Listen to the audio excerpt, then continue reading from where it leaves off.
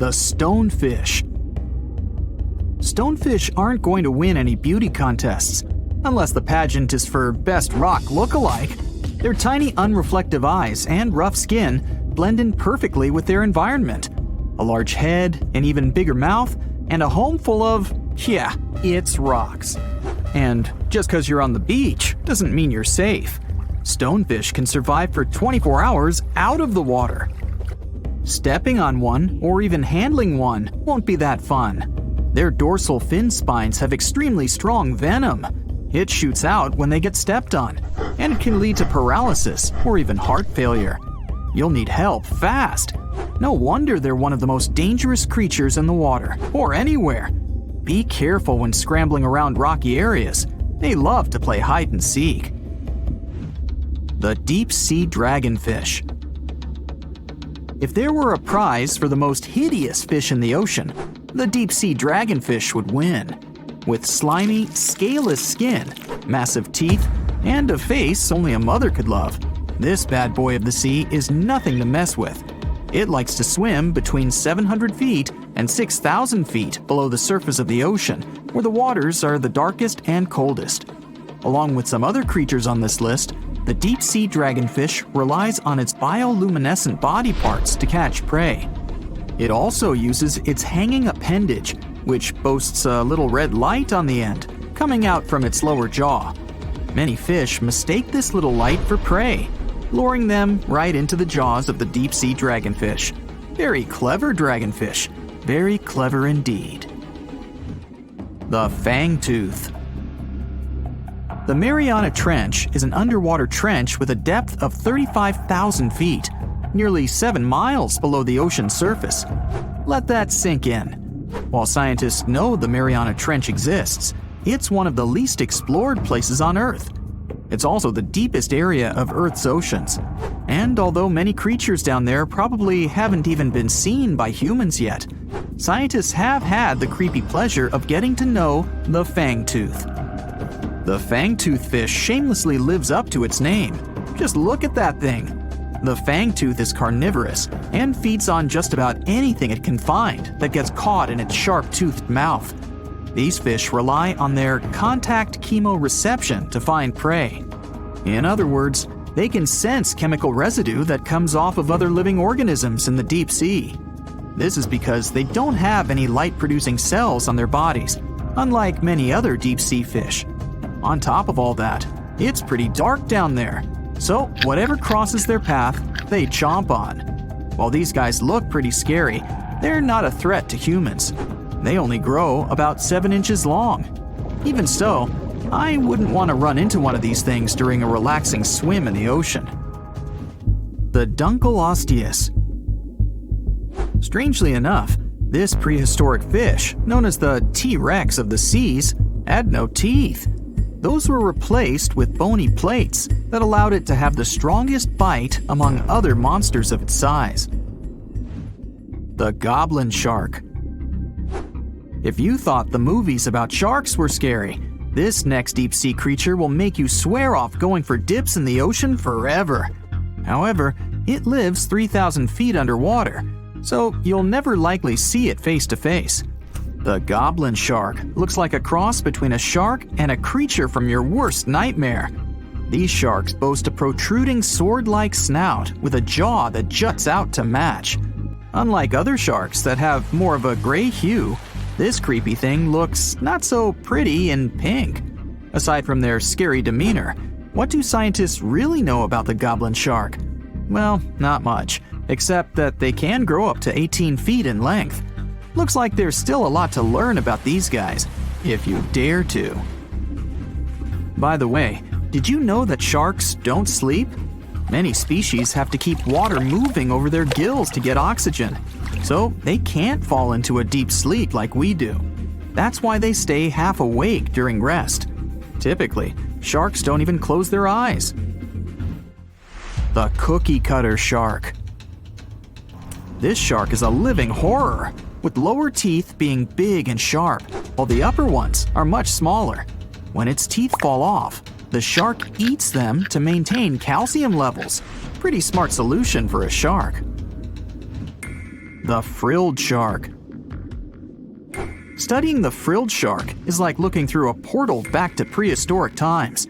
That's because scientists think that these eel-like sharks haven't changed much since their oldest ancestors roamed the deep sea waters, so they're sometimes referred to as living fossils.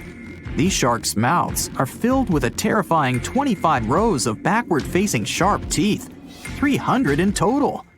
They're designed to grasp prey and hold them tight so they can't get away, according to early studies of the shark conducted in 1884 and published in the Bulletin of the Essex Institute. Luckily for swimmers, the frilled sharks live between 390 feet and 4,200 feet below the ocean's surface, so they'll probably never run into them. Probably. This is probably the worst nightmare of any dentist. The Northern Stargazer. Take a look at this cutie. The Northern Stargazer is definitely not something you'd wish to see on the ocean floor. This horrid creature hides its body under the sand, leaving its face above to wait for prey.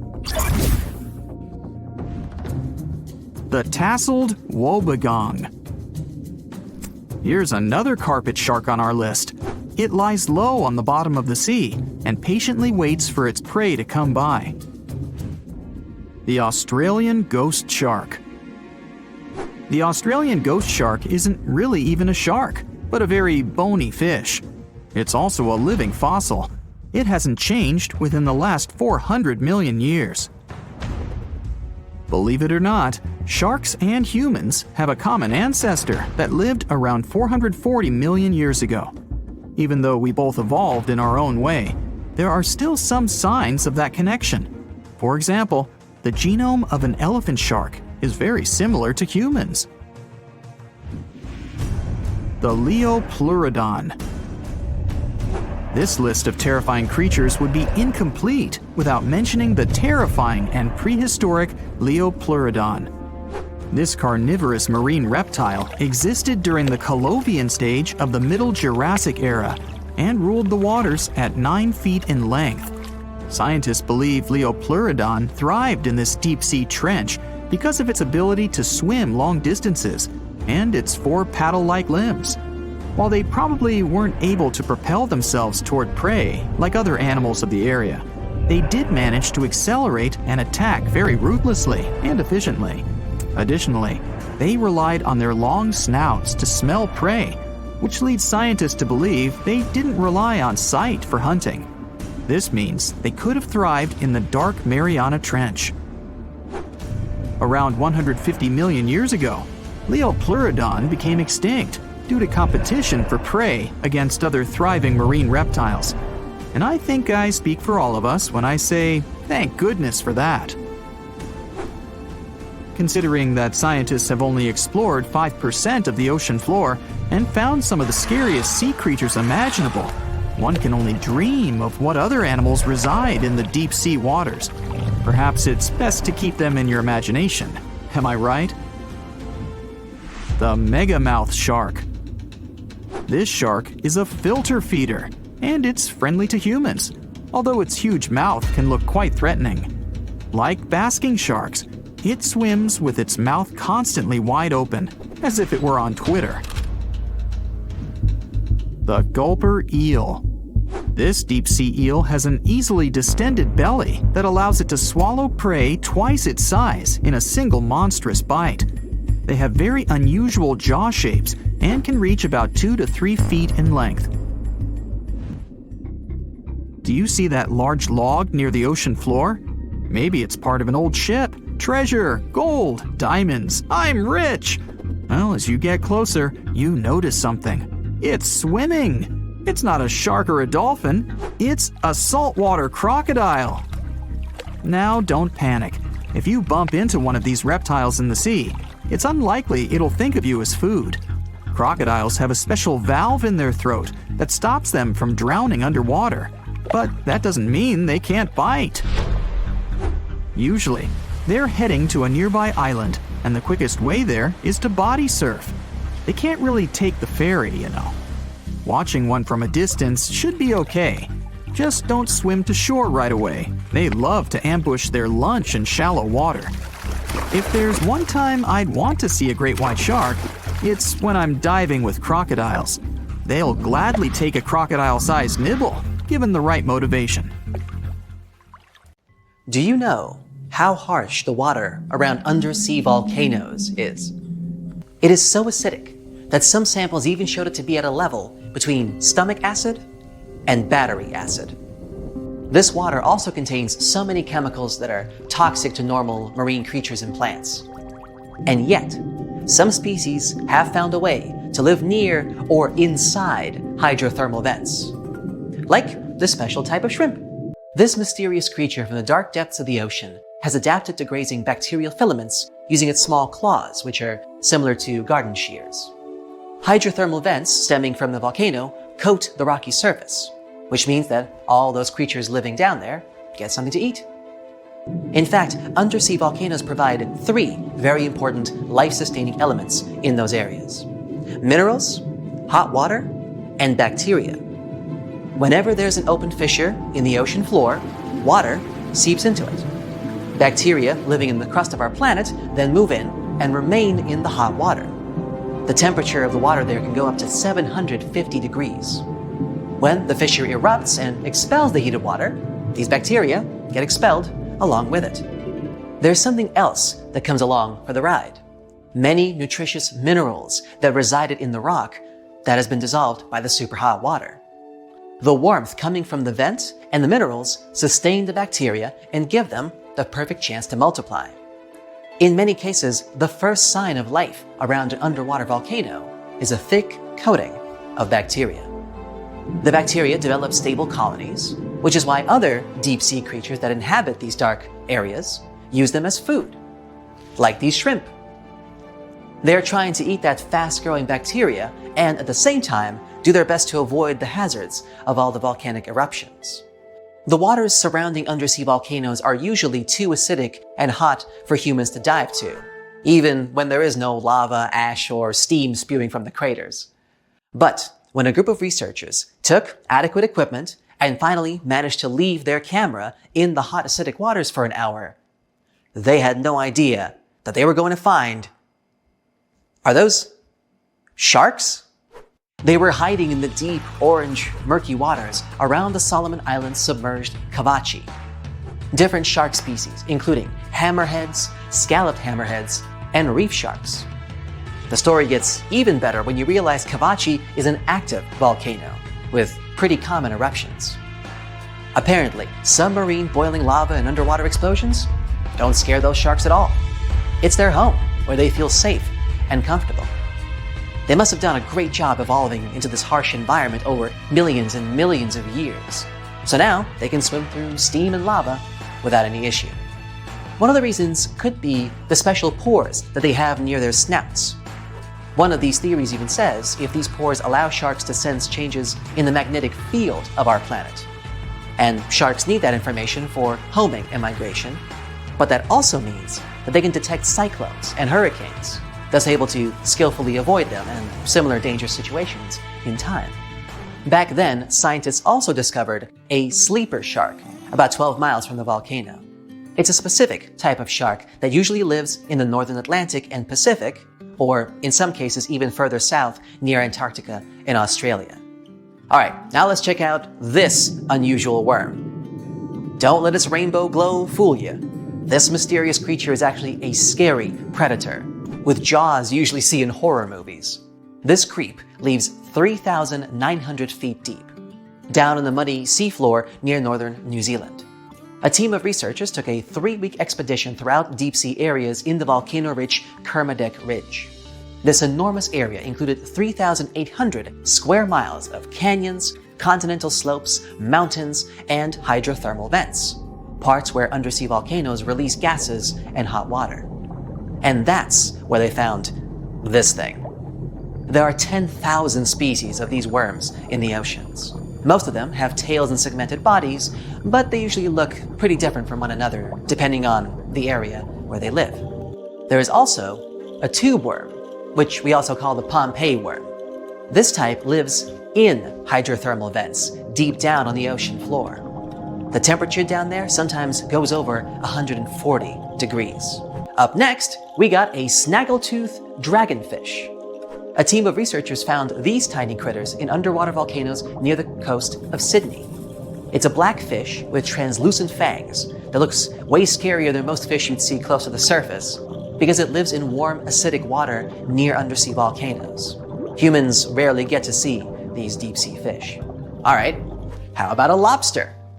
The Uroptychus squat lobster lives in depths of up to 4,600 feet, mostly somewhere around deep-sea coral.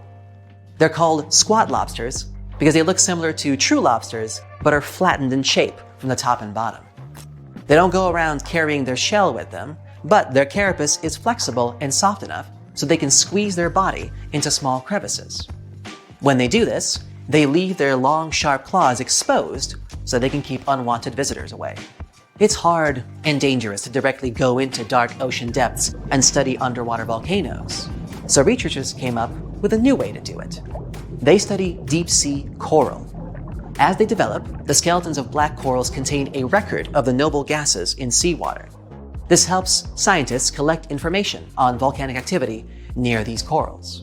Check out these unusual yellowish creatures known as snake stars. Researchers saw them on an undersea peak at a depth of 4,000 feet. They spend most of their time wrapped around coral branches. That's where they can easily capture food particles from the perches around them. Volcanic vents themselves hide some very pretty unusual creatures, such as these small, hairy, red-eyed crabs, too. They live among rocks on the summit of seamounts in dark depths of up to 3,000 feet. There are crabs that live even deeper than that, 1.5 miles, on the ocean floor near Antarctica. They got their nickname Hoth crabs because of their hairy chest and are part of a lost world of deep-sea creatures that live around volcanic vents at great depths. Big male Hoth crabs spend most of their time highest on the mineral spires of the vents. That's actually the closest to the hot fluids that go out of them, where smaller male crabs live at the base of the mineral spires. After they get together, females crawl away, looking for the warm fluids that seep from the sea floor. They are rich in minerals, but they can be toxic to their young, so they need to get far away. This way, female crabs move to a safe place and hide from the potential predators, like seven-armed sea stars and big sea anemones. Wow, the cavalcade just never ends, huh? Now, these next creatures, the Galapagos snakes, don't live in undersea volcanoes, but it's still fascinating how they've managed to adjust to living on the summits of volcanoes. The Galapagos Islands have 21 volcanoes, and 13 of them are active. It's a unique area with many animal species that you won't find anywhere else on the planet. A wide variety of iguanas, tortoises, lizards, geckos, seals, birds, and sea lions, and snakes that decided to inhabit volcanoes. Also, Alaskan fur seals have been popping up in some unusual locations, like the top of a small island that forms the tip of an active undersea volcano, perhaps? Vents there spew steam, mud, and sulfurous gases. Their surface is covered with huge rocks that exploded out of the vent a couple years ago. This place doesn't look that hospitable, but northern fur seals obviously wouldn't agree. Maybe because there's so much food around this island, like squid and northern smooth tongue, a deep water fish. Because of the ease with which they can gather food, it's much easier for them to take care of their young. And check out this giant woolly rat. It lives in the rainforest that surround the extinct volcano called Mount Basavi. Its crater is 2.5 miles wide. There are high walls around the volcano, and at first glance it seems like nothing interesting has been going on here, except for some unusual creatures, like this large, fluffy animal that kind of looks more like a beaver than a regular rat. It's 32 inches long from nose to tail and weighs 3.5 pounds, and is one of the largest rats in the world. They have a silver-gray coat, and researchers think that they build their nests underground. These rats eat roots and leaves. This extinct volcano is in New Guinea, which is known for its over 70 species of mice and rats.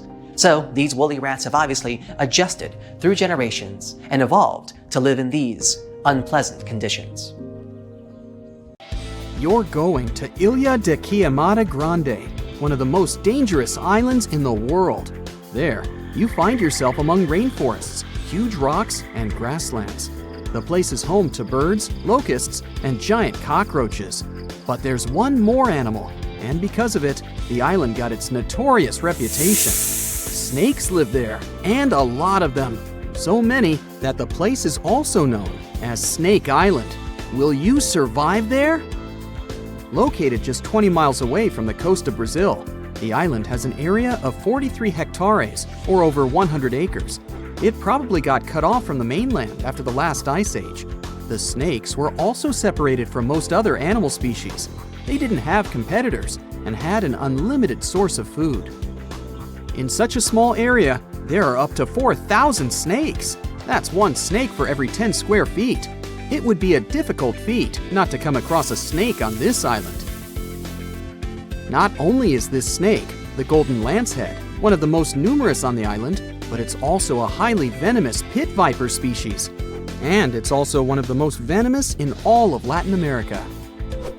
Its venom is so potent due to the isolation of the species, with only birds sharing the land with them. To catch these birds, the snake's venom needed to become extra strong. And indeed, since they got separated from their distant relatives, their venom has become up to 5 times more powerful. Most of the time, these snakes hide in the trees or amongst leaves on the ground. If you find yourself stranded here, you'll want to keep yourself a safe distance away.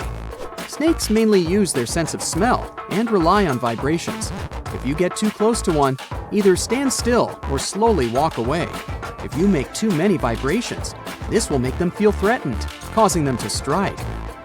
If you spot them a safe distance away, or if you're walking toward tall grass, stamp your feet a couple of times. This will notify snakes of your presence. They won't risk taking down prey larger than they are and will likely slither away. Carrying a stick is always a good idea, just in case you happen to come across a snake accidentally. This way, you'll have an extension of your arm that cannot be bitten. This simple thing might save your life. A stick with a V shape on the end will give you even more advantage. Even if a snake starts acting aggressively, holding it down will stop it in its tracks. But whatever happens, don't try to pick it up. Okay, but what if you get bitten? The chances are pretty high on this island, of course. First of all, don't try to get the venom out on your own. Make sure you call emergency services immediately. And once help is on the way, apply a wide bandage. A piece of clothing will do if you don't have anything else.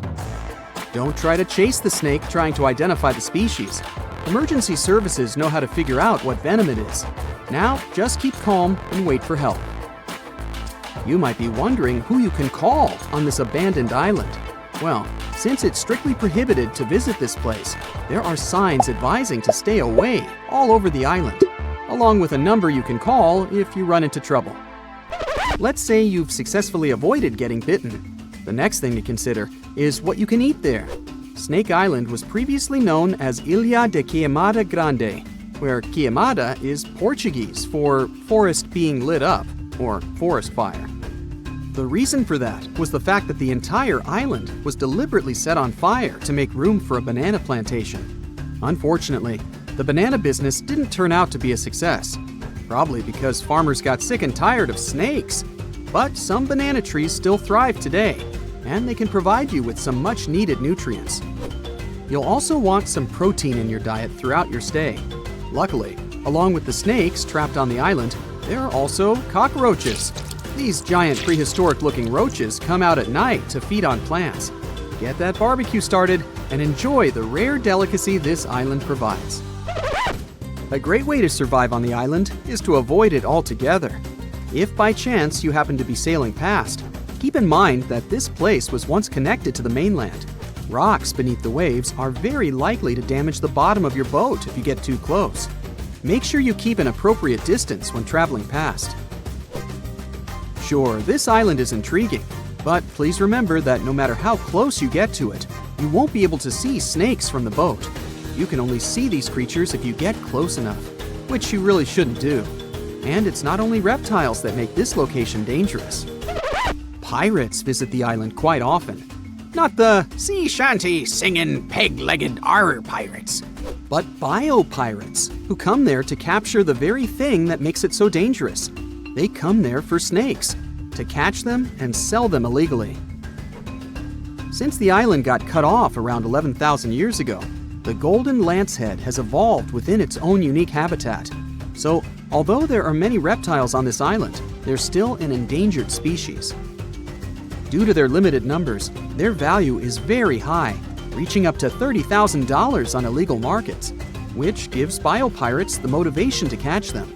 I can think of better ways to make a living. Anyway, let's say you've got all the resources necessary to survive in one of the most dangerous places on Earth. Do you think you would manage this feat? Perhaps you think it's impossible. You'd be surprised at how possible it can be, if you know what you're doing. It turns out many have visited this scary place before. Research teams often come there. They study the golden lancehead snake, its environment, and its food sources for conservation purposes. But scientists always make sure there's a doctor on the team. There's also a lighthouse on Snake Island. It had been operated by people until the 1920s. Then it became automated. One guess why. Brazilian authorities visit the lighthouse once a year to make sure it's still functional. Locals on the mainland know the reputation of the island, so the stories of people going missing are minimal. But one group of fishers once got too close to the island. As they were sailing along their normal route, they accidentally neared the shore. Their boat hit a rock under the waves and began filling with water. As the boat was quickly sinking, the men had only two options: to try to survive in the rough sea or swim to the shores of Snake Island. It was a hard choice to make. After all, they had heard the stories, and it wasn't just about snakes. Rumor had it that the island was cursed. Regardless of the stories, the fishers chose to take their chances with Snake Island. After making it to the shore, they tried to be careful. Their knowledge of the island could help them survive. Most importantly, they knew to avoid the rainforest at all costs. As the men got hungry, they carefully walked along the edge of the forest, warily collecting bananas. They were mostly sitting, waiting, and conserving their energy. They could only drink water when it rained. It was just enough to sustain them. They slept on the beach, unprotected from the elements and weather. And all the time, they were so close to the comfort of the lighthouse or caves. They were probably overly cautious, but it was either enduring some discomfort or risking their lives for a dry bed. They didn't yield to the temptation. They managed to survive for 3 days without being bitten by a snake. After that, a passing boat finally rescued them. So, now you know, anything is possible. How heavy is the largest living snake? How can a snake eat a whale? Get ready, I'm about to answer these questions. Before the last ice age, giant mammals like mammoths ruled the world. The modern animal kingdom we're familiar with was shaped around 55 million years ago. I mean, there were still 1,000-pound bear dogs living from Asia to America. But modern whales, for instance, began to appear later. I'm saying modern whales because, surprise, surprise, whales weren't always fully aquatic. The ancestors of the ocean's biggest animals once walked on dry land. They had 4 legs and lived on the coast. Now, I want to introduce you to a snake that used to eat these whales, the Paleophis, a genus of a marine snake. Scientists say it's hard to understand how big the Paleophis was due to its fragmentary fossil record. They assumed that it could have reached up to 40 feet long. Its fossils were found in different parts of the world, from England to Morocco and Virginia, USA. The Paleophis is extinct now, and sea snakes today are only about a quarter of the size this majestic creature used to be. So no need to worry about this underwater monster. But there once was an even bigger snake, the Titan boa. It was around 50 feet long and most likely weighed over a ton. It used to live in what is now known as northeastern Colombia around 60 to 58 million years ago. Scientists say that it mostly fed on fish.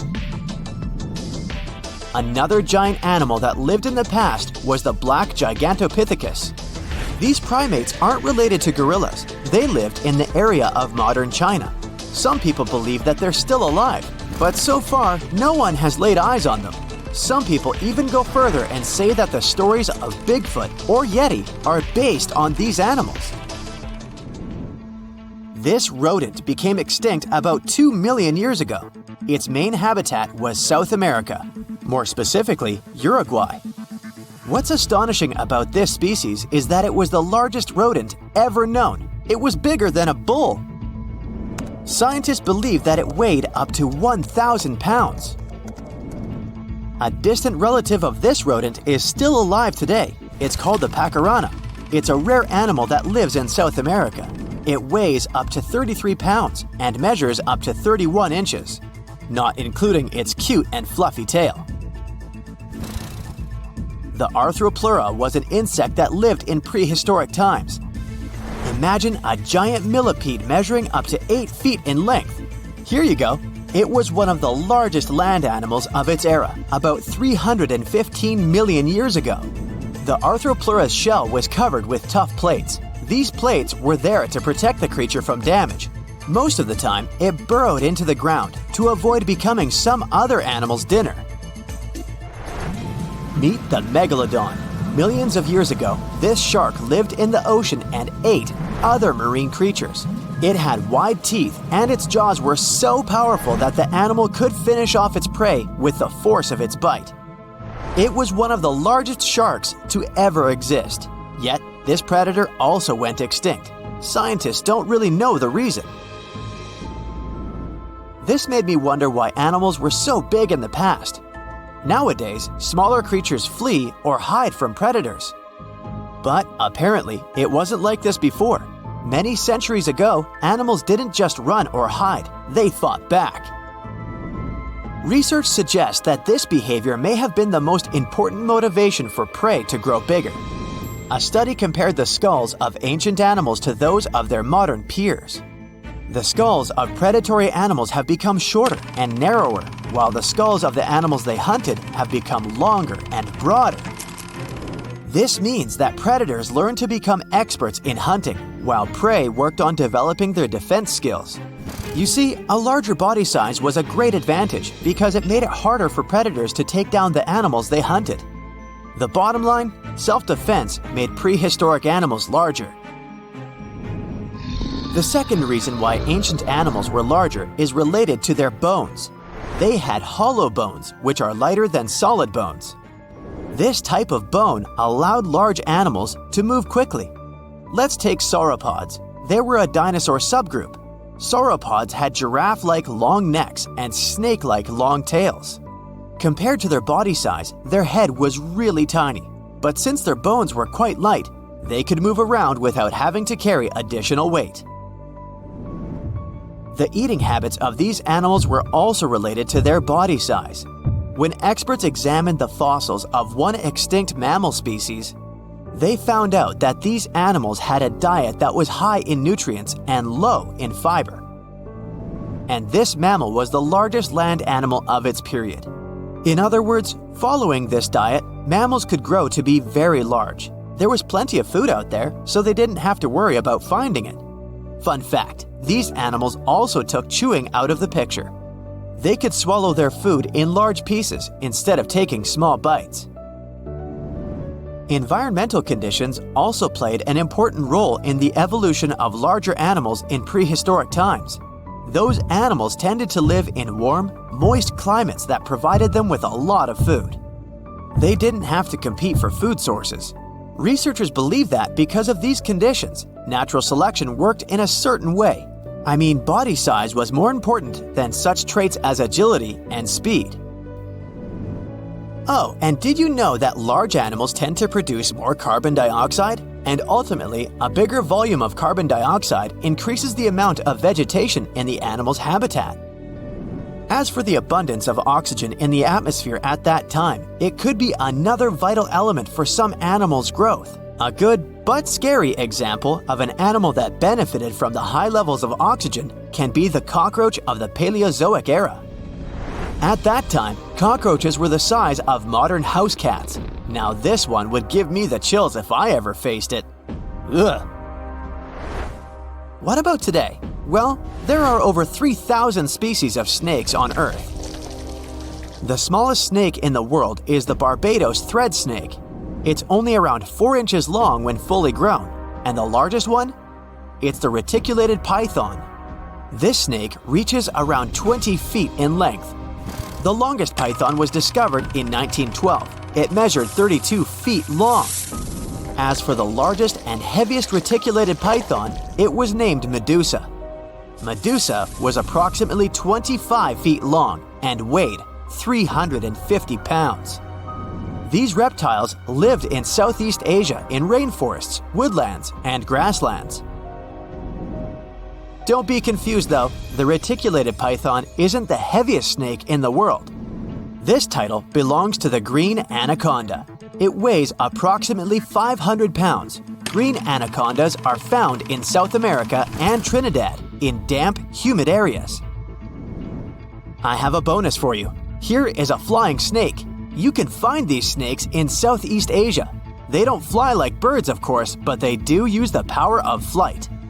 They can go as high as 300 feet. They leap from tree branches into the air. Once they take off, it's all about aerodynamics. Their main technique is flaring their ribs and pulling in their abdomens. While airborne, they undulate from one side to another and slightly up and down. This motion helps snakes to turn and glide. Why bother with all this if they can just crawl in an old-school way? Scientists aren't sure, but they believe it might be related to escaping from predators. This way, they move from one tree to another without having to get down to the ground. Every now and then, people discover fossils of animals that lived millions of years ago. These ancient discoveries continue to capture our imagination. Which of these animals would you like to see alive?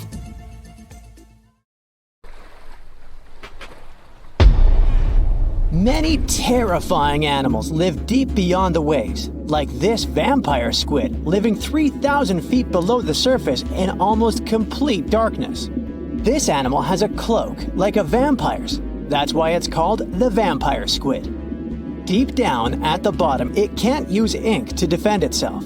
So this animal has developed an unusual tactic. It glows slightly to scare away predators. If this tactic fails, the vampire squid can turn its body inside out, revealing tiny spikes. When you translate its scientific name, Vampiroteuthis infernalis, it literally means vampire squid from the nether. Despite its terrifying looks, it's a harmless ocean animal. This previous creature was not from space, but this object definitely is. Before Elon Musk found a way to reuse rockets, NASA would simply drop old ones after launching astronauts into space, most of the time in the ocean or deserts. In 2012, Jeff Bezos launched a mission to find the Apollo 11 rocket. They found it by using sonar, but it was in terrible condition. It was sitting on the bottom of the ocean, not far from the predicted site. They were able to rescue the engine and reconstruct two of them. The most famous lost city is Atlantis, but sadly, we still haven't discovered it. However, Heraklion was also just a myth until one British pilot saw something that looked like a city while flying over the Mediterranean Sea. He reported it, and 60 years later, a group of divers went there. They were shocked when they found an entire city underwater. It was loaded with artifacts that could tell us a lot about the history of the place. Now it's one of the best underwater archaeological sites in the world. It's believed that the rising sea caused the whole city to go underwater. The Titanic sank in 1912. The wreck was claimed to be officially discovered 74 years later. In reality, though, a fisherman found the Titanic 8 years earlier while fishing in the Atlantic Ocean. He was pulling out his net when he spotted a head stuck in it. Luckily, it was just a doll's head. Years later, after the fisher had passed away, his son sold the doll to a doll collector. She did a lot of digging and research on every person who had a porcelain toy on the Titanic. She found the owner of the doll. Ava Hart was on the Titanic and had a doll with her. Ava survived the catastrophe by a miracle, but her toy didn't. Hart even wrote about the doll in her journal, and every detail matched the toy found by the fisherman. The tripod fish lives deep in the abyssal zone, around 20,000 feet below the surface. It's adapted to such immense depths and uses its tripod fins to stay still on the bottom. This creature doesn't have big eyes, but even if it did, these eyes would be useless in the darkness. Instead, the tripod fish uses its fins like antennas to detect any movement in the water. This creature doesn't have much luck when it comes to its love life, so it had to develop unique tactics to reproduce. One fish can be both male and female.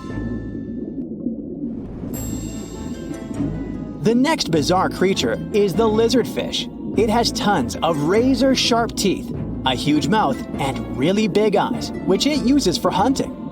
All this makes the animal look freaky. The lizardfish lives at depths of around 11,000 feet in the midnight zone, where there is zero light. This freak of nature basically eats everything it can fit inside its mouth, from small fish to other lizardfish. On the other hand, when they see other reptile fish, they probably fall in love instead, because finding mates at those depths is not an easy task. Like the tripod fish, the lizardfish can be both male and female at the same time. When you think of a river, you usually picture it on land. Still, nature is quite unpredictable, and it created a river flowing under the ocean in California. It's running at a depth of around 2 miles.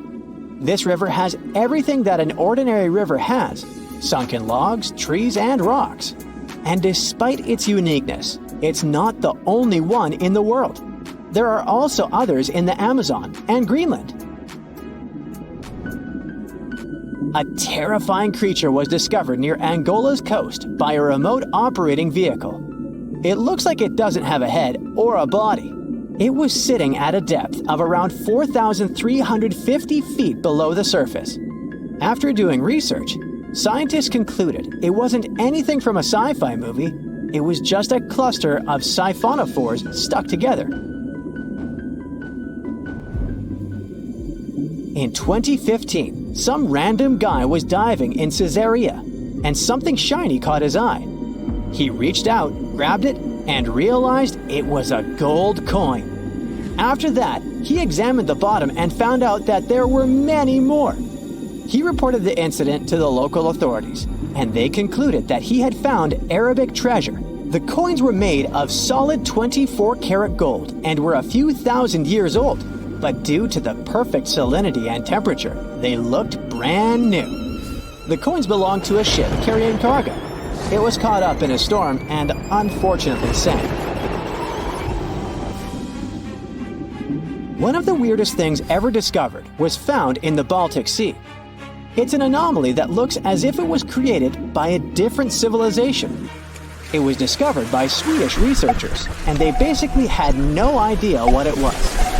They had to ask tons of other scientists for their opinions. When you look at this formation from above, it's 200 feet long and looks exactly like a fallen spaceship. It's hard to believe that it's a natural formation. But, spoiler alert, it's totally made by nature because the Baltic Sea has gone through many erosions throughout history. Most likely, the bizarre formation is the result of these processes. A group of divers in Madagascar were shocked when they found this 7-foot monstrosity of a knife on the seafloor. The speculation started immediately, and many said that the knife was from some giants that had fought megalodons and lived on Earth thousands and thousands of years ago.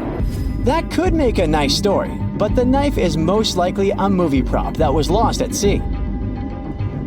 One of the ocean's most bizarre animals is the frilled shark. It's believed that this fish is the reason for all those sea serpent stories that sea explorers of the past wrote about. These animals live pretty deep in the ocean, but sometimes they can be seen in shallow waters. It's super rare, but possible. The frilled shark has a big mouth sporting around 300 teeth. It also has a long body that looks like a lizard's, and it is truly a unique species of shark. Its prey can be half of its size because this shark's stomach is like that of a snake, and it can swallow huge fish or crustaceans. Spotting a few worms in your garden is no big deal. But after seeing a 26-foot long one in the ocean, you will make your wetsuit a little wetter. This worm is super rare, and it's completely harmless to humans. It's actually not a giant worm. It's a cluster of zooids that are stuck together in a worm-shaped formation. They usually only eat plankton, bacteria, and other tiny things that can be found in the ocean. Probably the scariest thing in the ocean that is 100% real is the Magna Pinna, which can be found at crazy depths of 20,000 feet below the surface. This monster looks like an underwater Slender Man, but it's just a squid with really long tentacles that can reach a terrifying size of 8 feet. This guy has only been seen a few times, and basically, we don't know much about this creature so far. It was the largest fish our Earth had ever seen, and its bite was strong enough to crush a car. The largest of its teeth found was the length of a remote control. It consumed about 2,500 pounds of food a day. That's like 3,300 cans of tuna for you. The earliest Megalodon fossils are from about 20 million years ago, but you won't see its skeleton, and that's because the mighty Meg had no bones. A skeleton made from bones gives most animals their body shape and strength. Sharks, though, come from the same subclass as rays, skates, and sawfish and have cartilage instead of bones. Cartilage is a tissue that is softer and more flexible than bones, but it's still tough enough to shape the body and protect the internal organs. Some areas are more flexible, since cartilage is weaker, and some, like the shark's head, are much tougher, thanks to calcified cartilage. Their snouts, though, are made of really soft and flexible cartilage to work like a bumper in case of a collision with some dangers. Who knows if they'd be able to do all this with a heavy skeleton? Plus, cartilage makes their jaws more flexible, and they can open their mouths much wider than they would with a jaw made of bone. Our hero, Meg, was no exception, and it had the strongest bite of all living creatures, which was also made possible by a skeleton made of cartilage. Sharks take full advantage of their cartilage. It helps them swim and turn fast while hunting. One drawback of this type of skeleton is that it was really tricky for scientists to establish the shape and size of Meg. Normally, they would do it using fossilized bone skeletons or their parts. With Meg, they had to guess based on the teeth they found and comparisons with living relatives. A more recent 3D computer model was based partially on scans of a preserved spine discovered in the 1860s. The model showed that Meg was bigger, faster, and even hungrier than scientists had previously thought. Looks like an average Megalodon was 52 feet long. That's slightly bigger than the height of the Hollywood sign and weighed 10 times as heavy as an elephant. There were also much bigger creatures. Scientists still aren't sure how the Megalodon got this size. The fact that there were bigger and smaller Megs probably has to do with a little something called Bergmann's rule. It says that the temperature of the surrounding environment affects the animal's body size because they either need to conserve or shed heat. The Megalodons that reached cooler waters probably needed more body weight to make sure they survived in low temperatures. Those living in warmer waters had to be smaller to avoid burning up. If the researchers were correct in their calculations, it also means that Meg reached a cruising speed of over 3 miles per hour, which is much faster than other sharks. The still-living great white shark can cover a distance of nearly 7,000 miles without stopping, which is 9/10 as long as the diameter of Earth. It looks like the Megalodon could have gone much further. Megalodons managed to survive on our planet for nearly 70 times longer than humans have. They were roaming the oceans for around 20 million years, and you could see them pretty much anywhere except near the poles. Scientists discovered the most northern fossils off the coast of Denmark and the most southern in New Zealand. The reason why there were no Megalodon teeth found in Antarctica is most likely that these adapted to only warm tropical and subtropical waters. The younger ones like to keep to the shores, while full-grown adults preferred coastal areas, but they could easily move into the open ocean as well. When our planet went through a period of global cooling and drying, and the seas began to freeze around 3.6 million years ago, there was less and less room for meg to thrive. Much of their prey, like smaller whales, seals, and sea turtles, disappeared or relocated to waters that were too cold for our hero. And at the same time, the number of its natural competitors, like smaller predatory sharks, like the great white shark, and whales, increased. This shifting food chain dynamics could have been even more dangerous for the meg than the cold ocean water. You're used to seeing them on the big screen as heartless monsters, but these huge sharks were actually loving and caring family guys. Scientists discovered several Megalodon nursery areas in Florida, Maryland, Panama, and off the coast of Spain. It looks like they gave birth to their young in shallow water environments. Then, little megs would stay there with adults protecting and raising them until they were ready to fight off predators.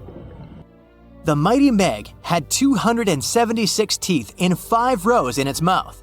Similar to other sharks, it was fast in replacing its worn-out or lost teeth. With 4 or 5 rows of teeth in its mouth, it basically acted like a conveyor belt, able to grow back damaged or missing teeth. This means that an adult megalodon probably would have grown several thousand teeth throughout its lifetime. Although the great white shark is often mentioned as Meg's closest relative, they'd hardly be distant cousins. The ancestors of today's great white existed at the same time as the Meg, but they weren't best friends and even rivaled each other.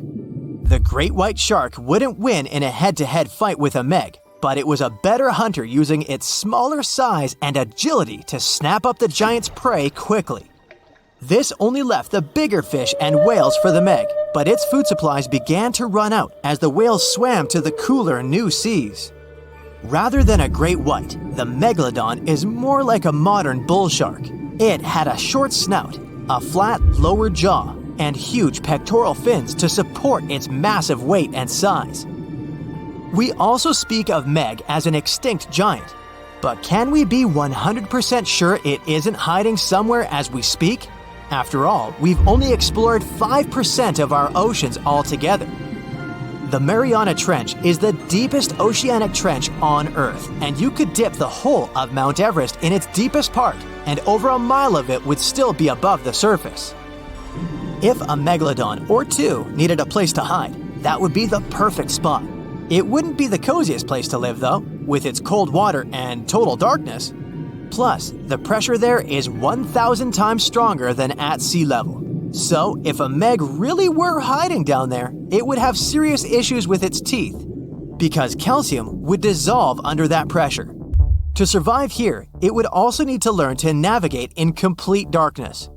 That means it would have either become bioluminescent or evolve to grow massive eyes like the giant squid. If the meg were still around and true to its dietary choices, it would have to eat smaller fish, and that would be a problem for us humans. Especially those of us who love fish, that is. And the ocean isn't cooling down these days. The megalodon would love its temperature and would thrive and reproduce faster than ever. Those giants would create some massive problems for cargo ships and cruising vessels. In case you're now scared at the thought of meeting a megalodon, relax. Most scientists don't think it's possible because of our hero's size. Most foods that megalodons like to eat live in shallow ocean areas and not in the deep, deep sea. Meg would need to come up for dinner every now and then, and it's kinda hard to miss a creature this big. They're both giant prehistoric creatures to us, but the megalodons and the dinosaurs never actually coexisted. The dinosaurs probably died out about 66 million years ago. Megalodons seem to have appeared a bit later. Wanna high-five a sea creature? Well, put your hand up for the Tasmanian red handfish. This fish doesn't swim like a fish. It walks. It uses its flipper-like hands to stroll around on the ocean floor. These bottom walkers are disturbed by swimmers and boats a lot. Some people even want to take them home as pets. I think it's better to just give them a wave and swim on by. The vampire squid. Its species name is Vampiroteuthis infernalis, which translates to vampire squid from hell. Oh yes, this vampire squid means to terrify everyone with its name. Its dark red color, its spikes at the bottom, and the scary fact that it can basically turn itself inside out. The vampire squid loves putting on a good show, but it's as harmless as a kitten is to humans. It's as if Dracula scared the pants off you, but he didn't have blood-sucking fangs. The vampire squid feeds on food particles from plants and animal matter floating near the ocean's surface. Since they're not predators, they need good defensive strategies, and their vampiric look is designed to ward off large creatures who want to eat them. Turning themselves inside out is a defensive mechanism since the spiky areas in the inner skin are more intimidating. They also shoot out a substance that does not have color, but is packed with bioluminescent particles to distract predators. The vaquita. Going out on a boat off the coast of Mexico sounds like the perfect vacation. The sun, the blue water, the most endangered sea creature. Wait, what? The vaquita isn't dangerous, but don't expect it to stick around to say hello or sign any autographs. It's incredibly shy. This little cow, that's what it means in Spanish, is one tiny sea mammal. With those black markings around its eyes, it looks more like a sea panda to me. Seeing one should make you feel very special. They're on the brink of extinction, mostly because they got caught by accident in fishing nets. It's estimated that there's only 10 left in the wild. The blue dragon. This little creature looks like something out of a kid's fantasy movie. It's called the blue glaucus, casually referred to as the blue dragon or blue angel. It can be found in many places, the Atlantic, Pacific, and Indian Oceans. It's kind of a mollusk and it only grows to be about an inch long. What you think is the back is actually the mollusk's bright underbelly. It regularly floats on its back so that its blue colors help it camouflage with the water's waves. The blue dragon isn't just pretty, it's also smart. It usually feasts on Portuguese man-o'-wars, also known as Physalia physalis. The blue dragon stores their stinging cells for later use, in essence, stealing their defensive mechanisms.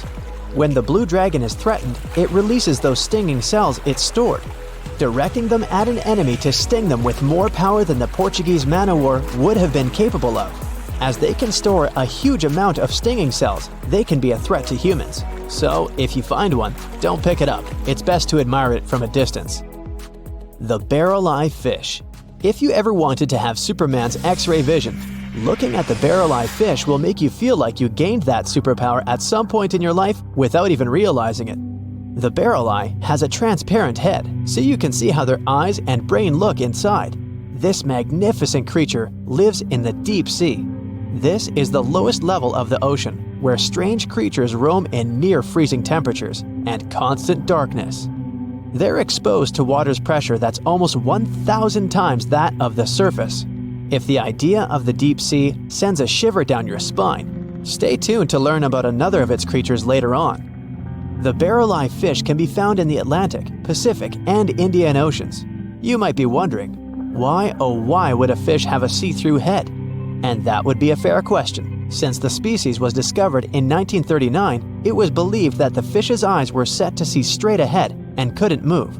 So it was assumed that they had tunnel vision. Scientists Bruce Robinson and Kim Reisenbichler from the Monterey Bay Aquarium Research Institute recently discovered that the fish can move its eyes vertically to see through the top of its translucent head, thus noticing if there are predators or prey nearby.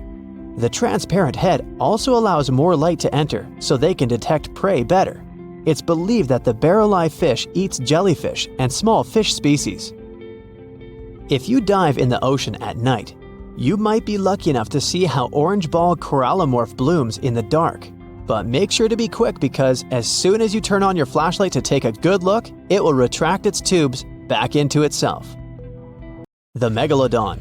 The whale shark isn't the biggest shark known to humans. If the entire shark species were a kingdom, the prehistoric Megalodon would be the ruler of the sea. Megalodon roamed the ocean a long time ago. About 15.9 to 2.6 million years back between the early Miocene and late Pliocene eras. While they've long been extinct, people are still amazed to learn about these gigantic sea beasts. Megalodon could reach anywhere between 45 feet to 60 feet in length with jaws more than 6 feet wide. A fossil of a tooth that once belonged to a Megalodon measured at 7 inches. Needless to say, I'm pretty stoked that these guys have long been extinct. but there's still some adventurers out there hoping to meet this monster one day. The Dumbo Octopus. This adorable creature, or creepy creature, or however you want to see it, is officially called Grimpoteuthis. More casually, it's referred to as the Dumbo octopus, named after the Disney character. Though Dumbo, the elephant, not the octopus, was teased for his big ears, it's highly unlikely that this adorable octopus gets teased by its water neighbors. They are the deepest living octopuses, living in the deep sea, and you know how scary that place is. They're only about 8 inches tall and spend their days hovering just above the seafloor eating snails, worms, and other food they find in the current or near ocean vents. There are nearly 17 species of Dumbo octopus, and they all have differences in height, color, and body parts. If you can't get enough strange animals, you'll be glad to learn that the deep sea has barely been explored by humans.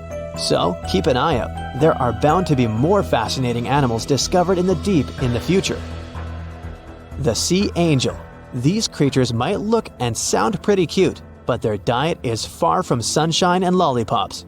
Their favorite food are sea butterflies. They lay mucus traps for them and wait in ambush. The Squat Anemone Shrimp.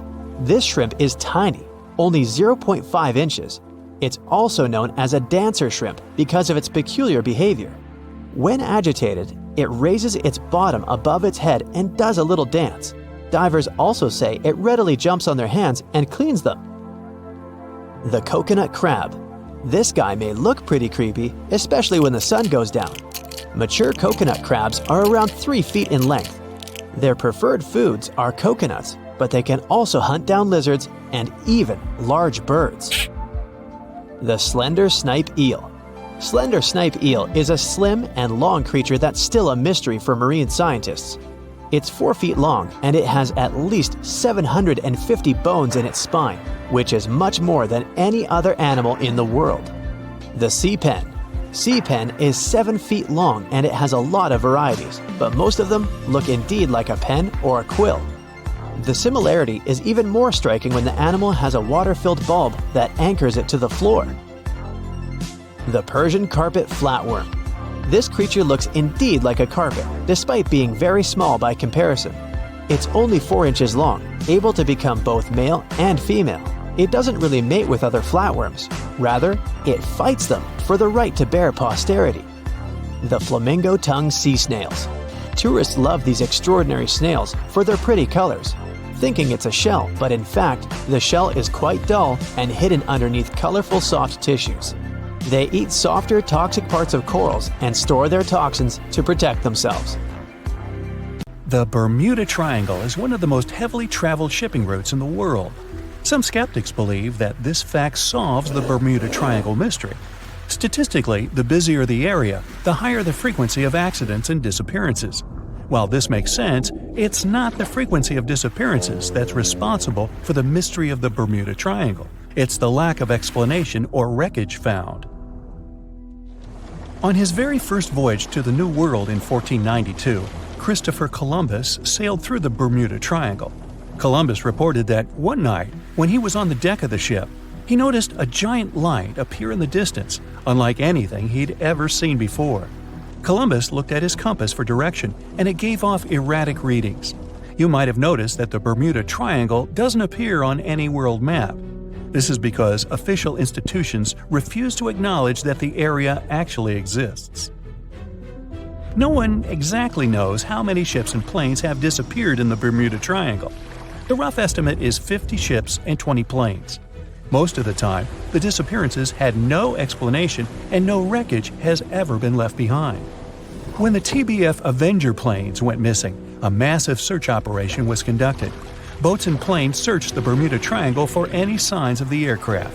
One of the boats searching was a PBM-5 Mariner airboat. The airboat took flight at 7:27 p.m. and called in a routine radio message 3 minutes later.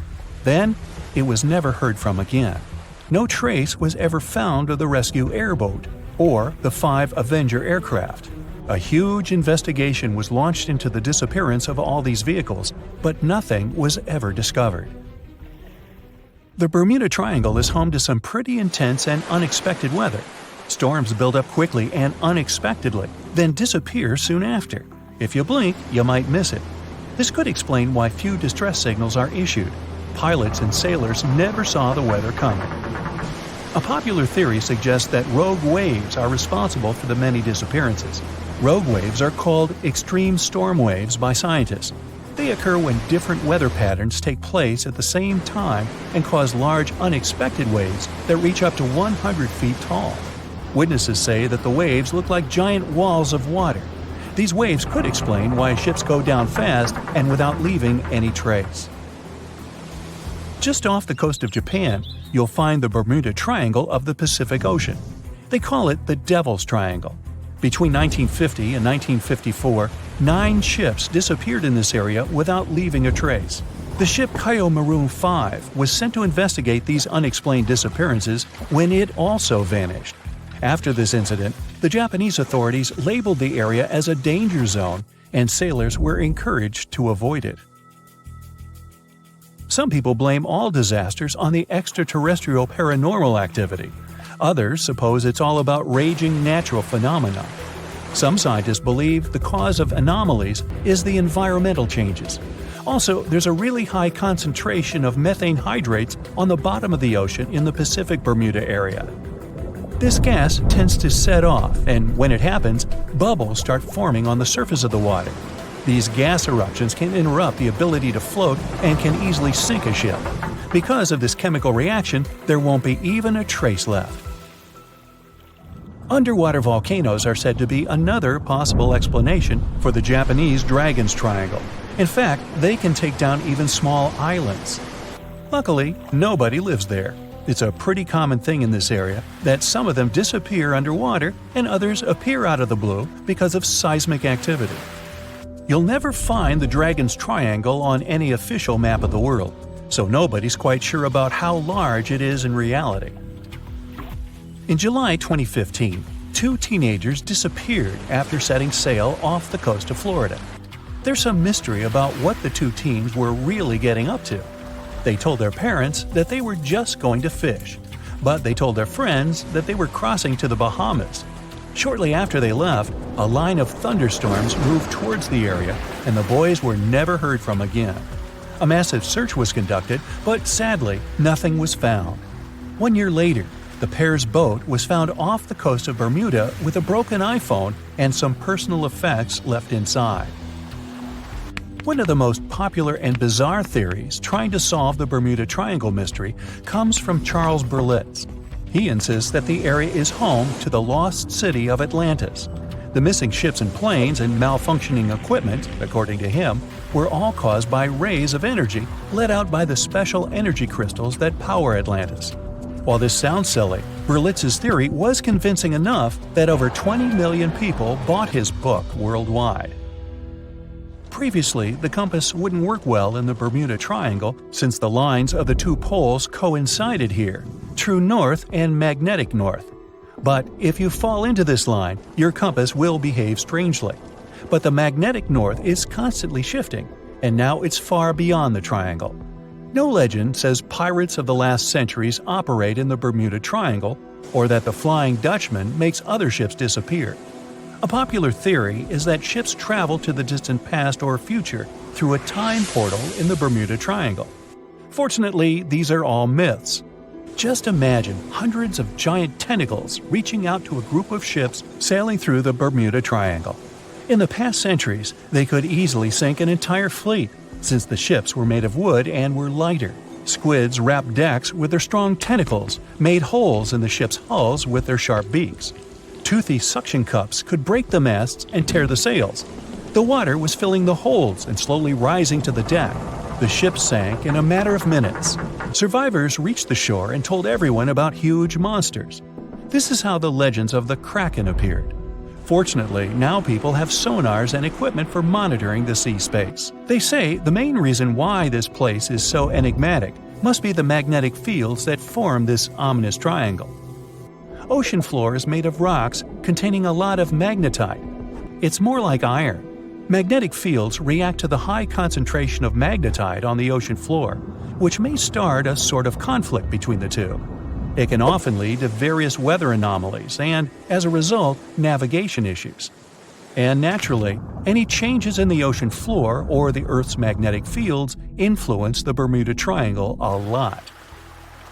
Magnetic fields tend to shift their position, so do tectonic plates and even the continents, even though we never notice it.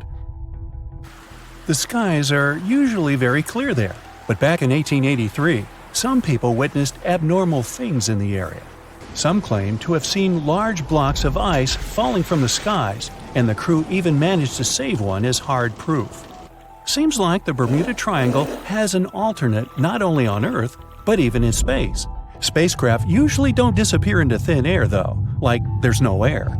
This anomalous area is really large and stretches right above the South Atlantic. It occupies the area from Chile to Zimbabwe and sits right at the point where Van Allen radiation belts are the closest to the surface of our planet. The Earth has two such belts, which come in handy trapping the particles that shoot in from the Sun. They do a great job protecting the Earth from radiation. The magnetic field there is lower, so it allows the Earth's radiation belt to come closer to the surface. Whenever a satellite passes by, it will be exposed to radiation, which might lead to serious damage. So, no satellite can take pictures of it. The South Atlantic anomaly is part of the Earth where natural radiation just flows out of control. Still, there is little evidence that all these triangles are really dangerous. Many believe the Bermuda Triangle itself has been proven time and again to be nothing but a work of fiction. In fact, some shipwrecks, such as the Ellen Austin, gained popularity in the middle of the 20th century, while nobody even thought of drawing a triangle in the Bermuda area before that. The mystery was popularized by science fiction writers and became a common myth, while no serious research proved it any more dangerous than other parts of the world's ocean. So, the crew of the Ellen Austin back in 1881 weren't even aware of the Bermuda Triangle back then, let alone afraid of it. What do you think?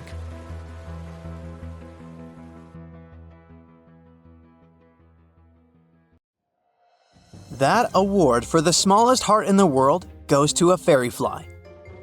It's a little insect that's about as thick as a piece of paper. You'll need a microscope to see its heart. Despite the name, this creature isn't a fly. The fairy fly is actually a wasp.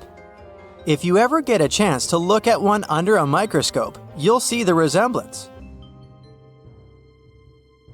Moving over to bigger but equally impressive hearts from the animal kingdom, zebrafish have a very cool ability when it comes to their tickers, which are only about 0.04 inches in diameter. Their hearts can regenerate. If a zebrafish's heart ever gets damaged or has a problem, most of the time it can repair itself. Human hearts may be awesome since they continuously try to replace their cells and repair heart tissue, but it's no match for that of the zebrafish. Let's look at cockroaches. Our hearts have 4 chambers, each of them with a designated task. The system can't function without all 4 working properly. The heart of a cockroach has 12 to 13 chambers, which are placed in a row along the length of the insect's body, on average about 1.5 inches. They work separately since they're powered by different muscles. This means that if any of those chambers gets affected, the insect might not even notice. Most of the time, the cockroaches survive without all those heart chambers working properly. A hummingbird's heart can beat up to 1,200 times per minute. The heart of a human athlete might only go as fast as 220 beats per minute. Despite being one of the smallest hearts in the world, that of a hummingbird is quite large compared to the bird's full size. It amounts to about 2.5% of its total body weight. By the way, the blue-throated hummingbird flaps its wings up to 15 times each second. It's so fast that this movement cannot be perceived by the human eye. That impressive speed is backed up by an even faster heart, which beats up to 21 times each second. Ever heard of the emperor penguin? It's not a penguin species that just happens to have a crown on its head, if that's what you're thinking. They are fascinating swimmers that can dive deeper than any other bird, up to 700 feet. Not to mention that they can stay submerged for up to 18 minutes at a time as they gather food.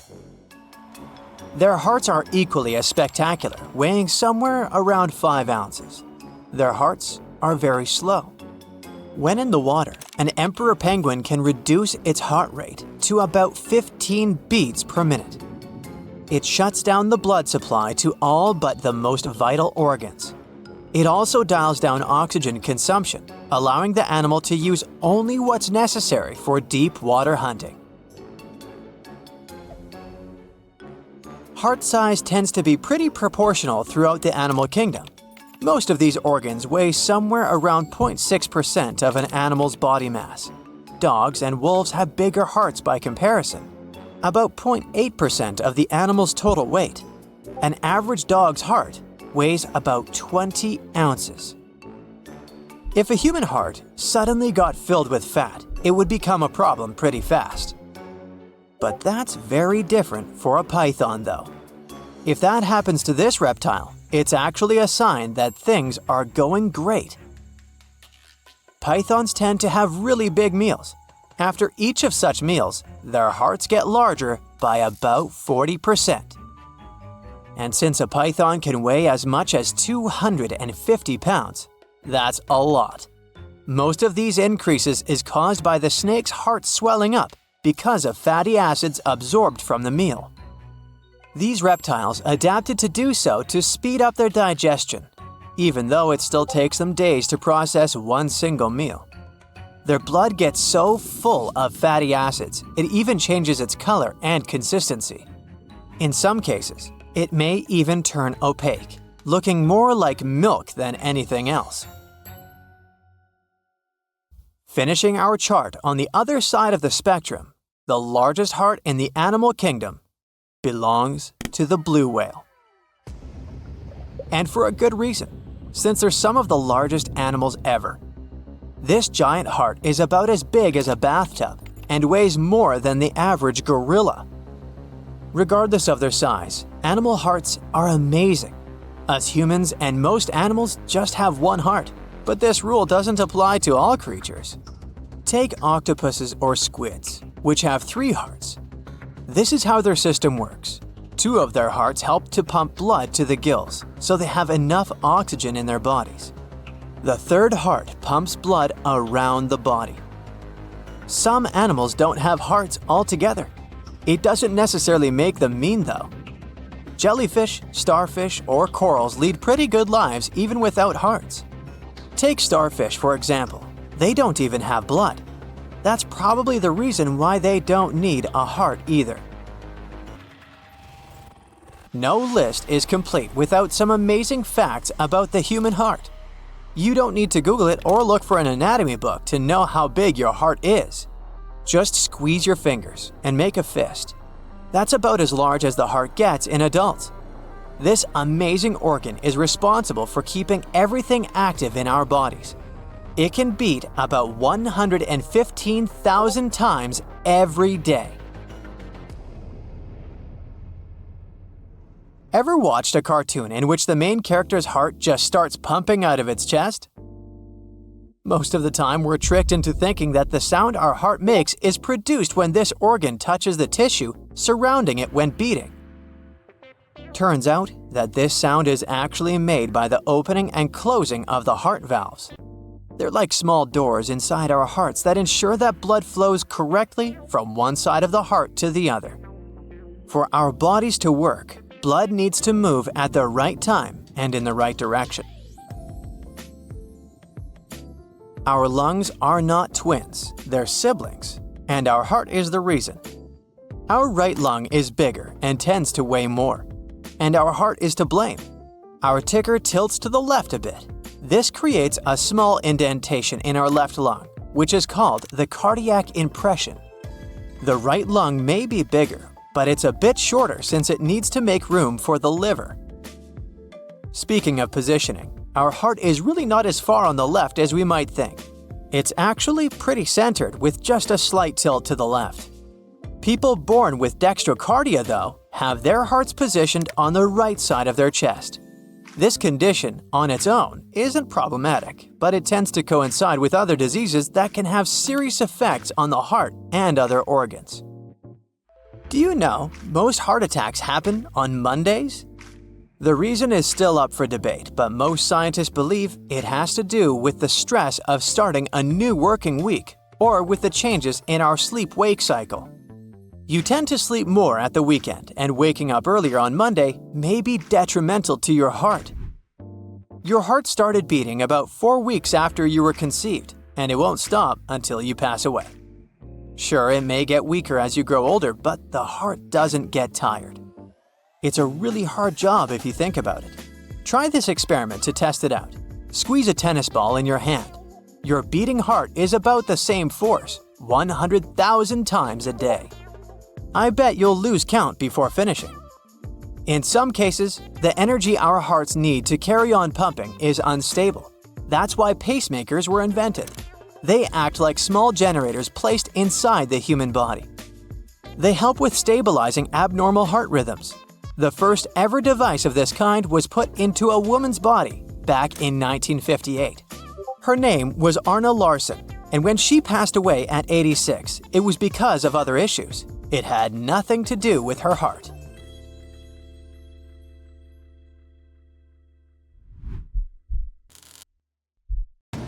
Think you know what lurks in the depths of the ocean? While nearly 95% of our oceans haven't been explored yet, it's hard not to let your imagination run wild.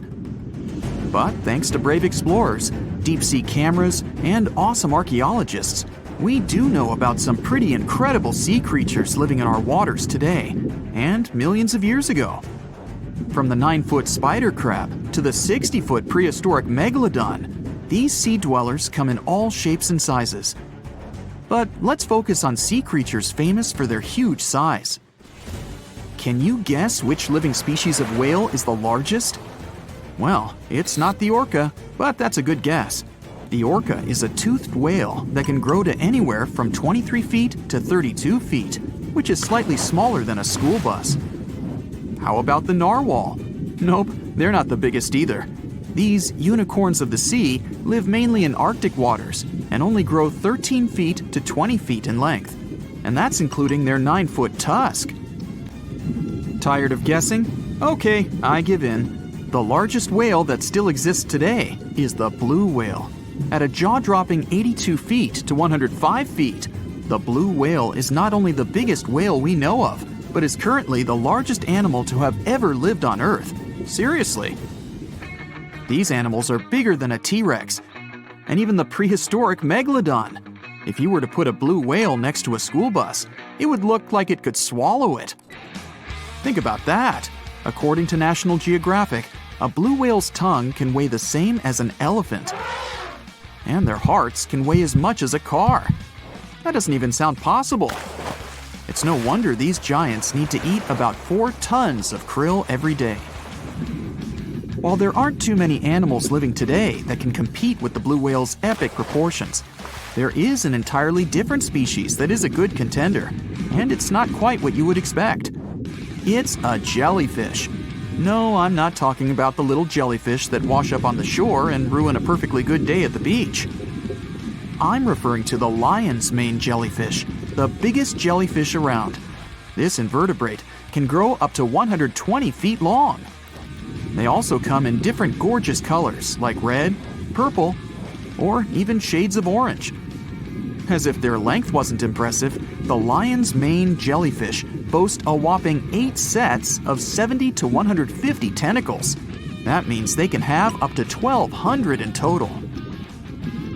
And here's the giant oceanic manta ray, the largest type of ray in the world. Their wingspan can be longer than a bus. These guys can reach 30 feet in length. They also have the biggest brain compared to body size among all fish. Unlike their stingray cousins, mantas don't have venomous tails. And while the lion's mane jellyfish and the blue whale are yet to be beaten for the longest sea creature, there is one marine creature that can grow even larger in length. The Portuguese Physalia physalis, tentacles and all, can reach a length of 165 feet long, and that's according to mentalfloss.com. While this thing may look a lot like a jellyfish, it's actually known as a siphonophore, and there are hundreds and sometimes thousands of them that are genetically identical. Their long tentacles help the organism catch prey, and its sting is fatal to most animals, even humans in some cases. What's even creepier is that if one of the tentacles comes off the organism for whatever reason, it can float around the water for days before decomposing. Even if it's detached, this tentacle can still sting you. But don't go running out of the ocean just yet.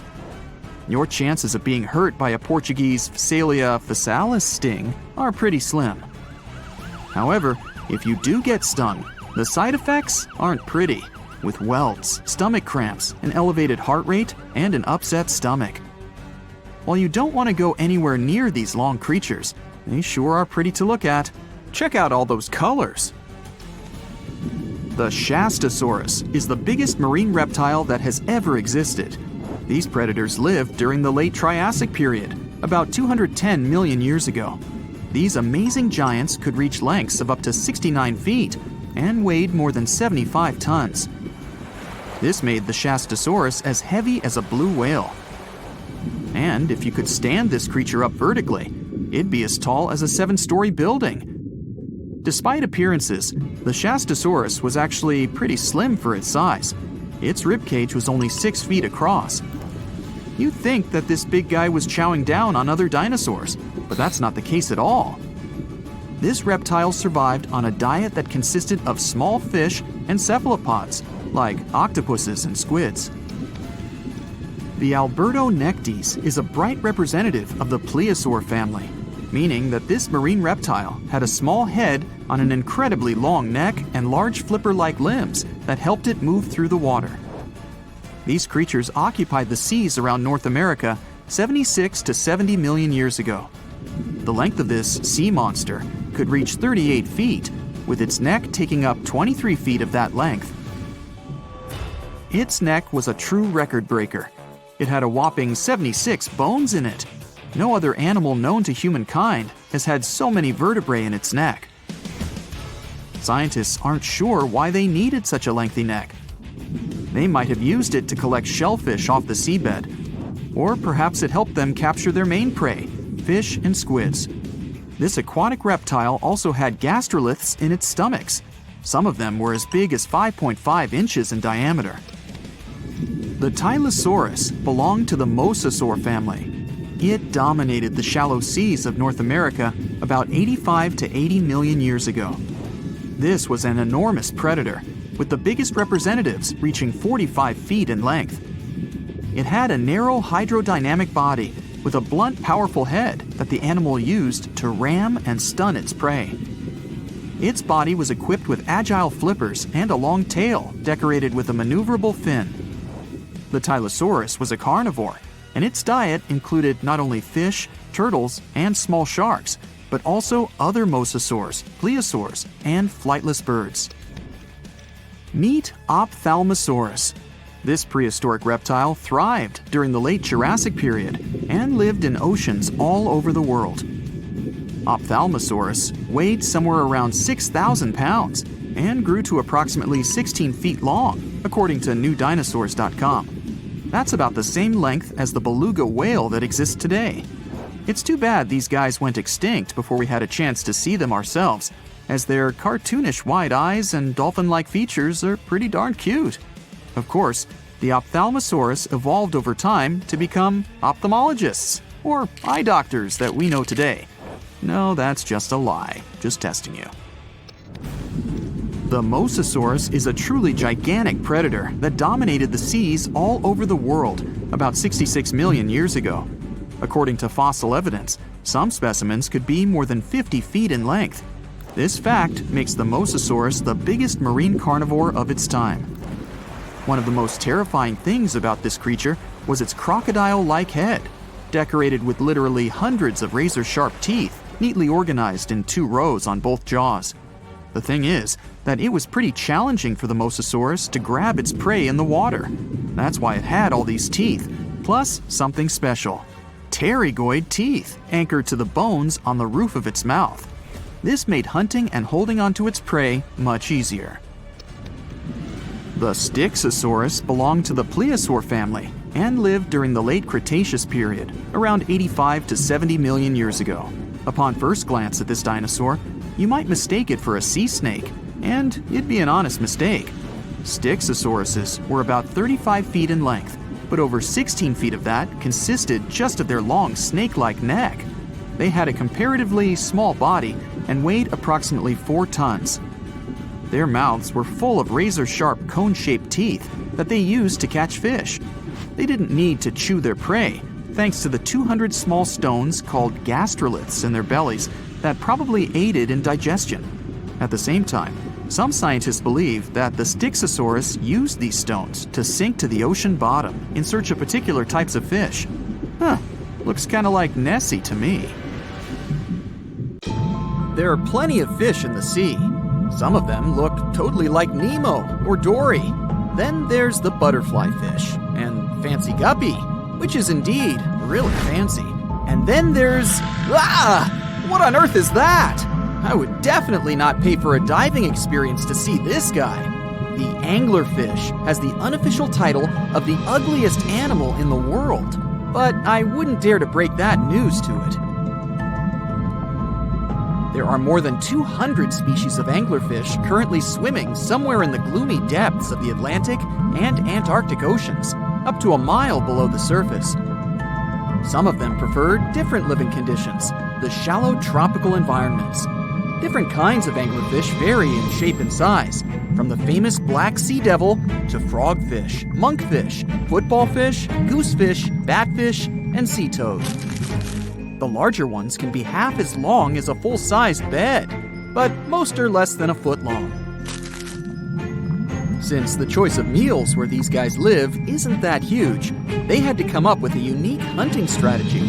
They don't waste their priceless life energy on following prospective prey. Instead, they use a piece of dorsal spine that sticks above their mouths like a fishing pole, hence the name of the fish. There's a sac of bioluminescent bacteria that glows brightly in the dark at the end of that rod. The light lures prey, and all the anglerfish has to do is wait, and then enjoy its lunch delivered right to its mouth. Their bodies are pliable and huge, so they can easily swallow prey twice their size. Deep-sea anglerfish eat whatever they can find.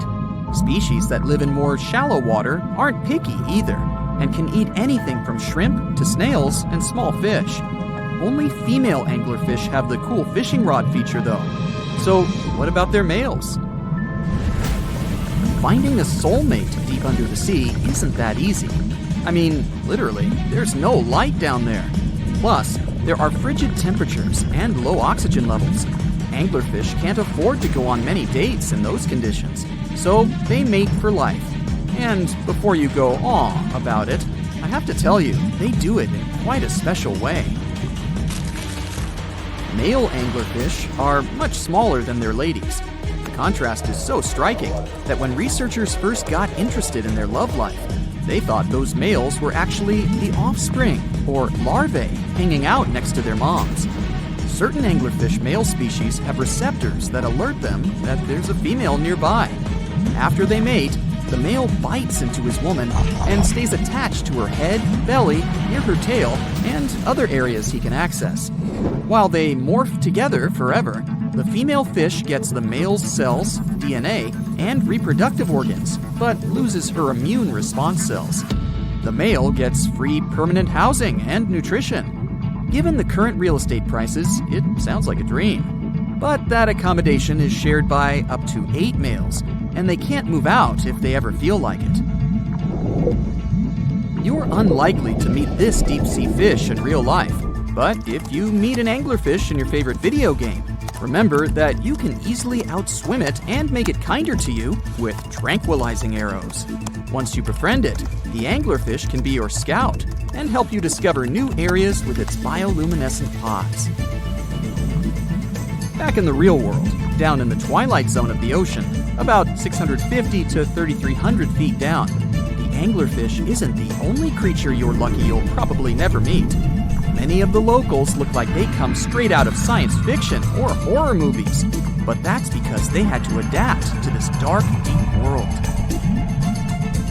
I did my best to get you prepared for the creatures you're going to meet, Starting with the common Fang Tooth.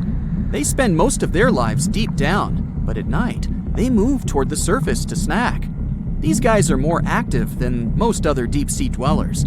They don't wait for food to come their way, but actually follow it, and then get it with their long, hungry teeth. They don't have a built-in light bulb like the anglerfish, so they've developed a great sense of smell and use as much sunlight as they can get there in the depth to get around. Sometimes, even the shadow of a passing by prospective prey is enough for them to switch to action mode.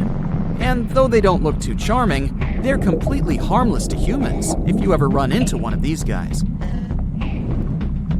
Stoplight Loosejaw sounds like a great name for an alternative band, but it's actually another deep-sea resident with sneaky hunting habits.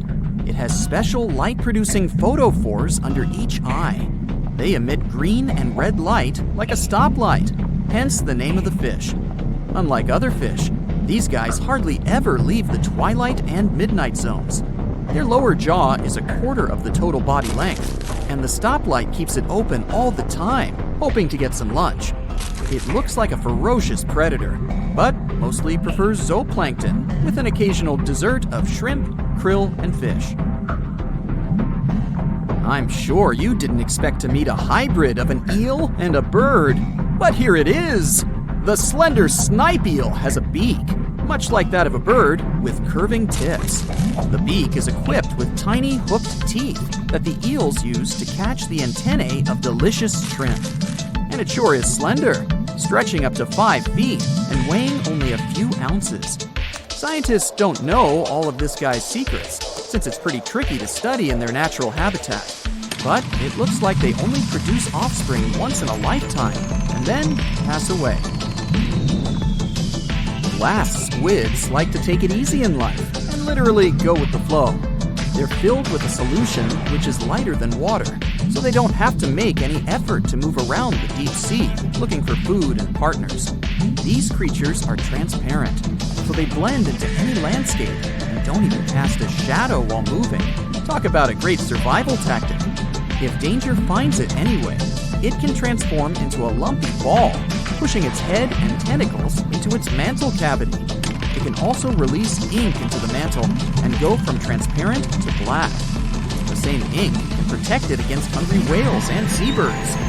Another tactic they use to scare off predators is to activate their light-emitting organs around their eyes. I'm getting hungry. Maybe I can snack on this sea cucumber. Ouch, it's moving! So I guess it doesn't belong in a salad after all.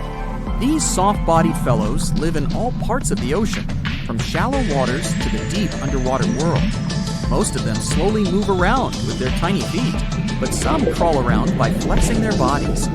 Sea cucumbers can shed their internal organs when there's a predator approaching. Those sticky organs distract the intruder, and the happy cucumber moves on and just grows the organs back. What's that glistening in the distance? Looks like someone dropped gems in the water. That's a sea sapphire, also known as the most beautiful animal you've never seen. Some males of this type of copepod can change color from deep blue to purple, red, or gold. 1 second later, it's gone. And it's back, shimmering bright. The secret to this magic is that their bodies are transparent and reflect light differently at certain angles. It looks like it's their way of communicating between each other and attracting mates. Female sea sapphires don't have the same superpower, but their eyes are bigger compared to males, probably to spot them from a distance. Males roam wild and free, and their ladies stay in the crystal palaces of strange barrel-shaped jellies called salps. If you could dive right into the mysterious darkness of the ocean depths, who knows what you'd come upon? Legends that are hundreds of years old mention some giant sea monsters hiding deep down below the ocean waves, like the Kraken, the Loch Ness Monster, the Hydra, Leviathan, and so many more.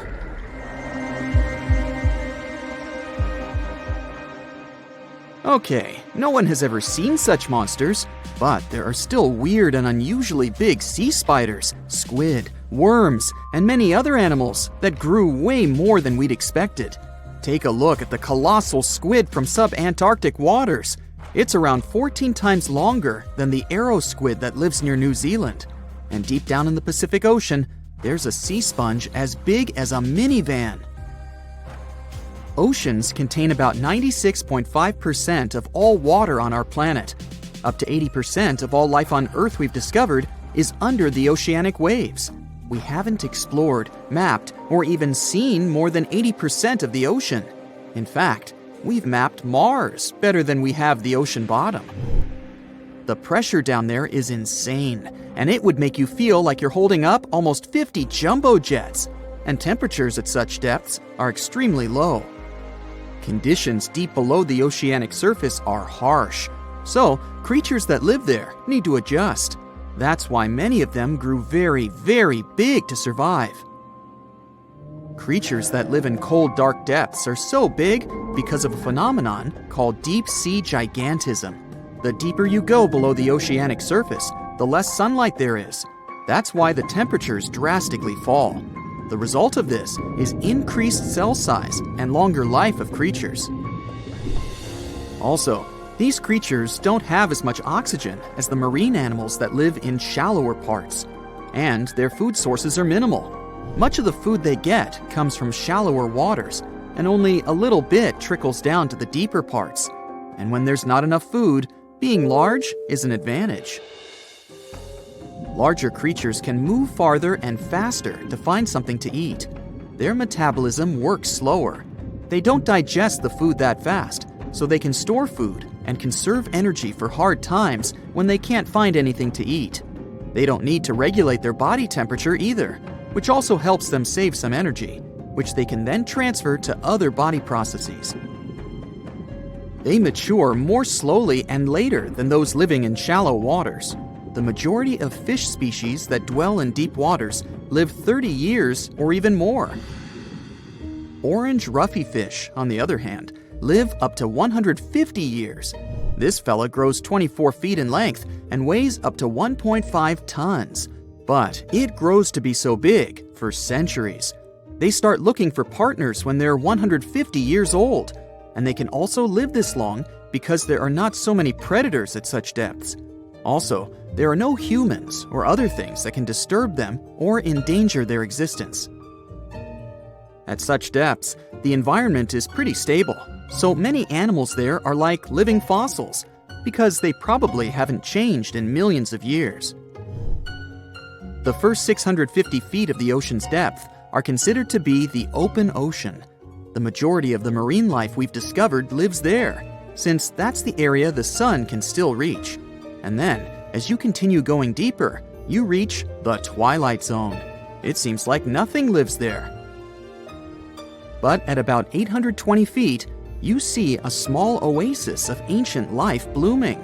For example, there are sea lilies, animals that have been living at such depths unchanged for millions of years. Coelacanths, another living fossil, have been living in the ocean for more than 360 million years. Hagfish haven't changed in a very long time either, for over 300 million years. This creature lives at depths of 5,500 feet. They evolved before the rest of the vertebrates, which is why this is the only living animal without jaws or a spine, even though it still has a skull. Deep-sea creatures can't survive in shallow waters. They've evolved to live in depths under bigger hydrostatic pressure. Humans and other organisms that have internal spaces filled with gas would end up crushed if we could go to such depths. That's why deep-sea divers always need to wear special dive suits designed for surroundings with higher pressure, even though they're not going that deep to the areas where these giants live.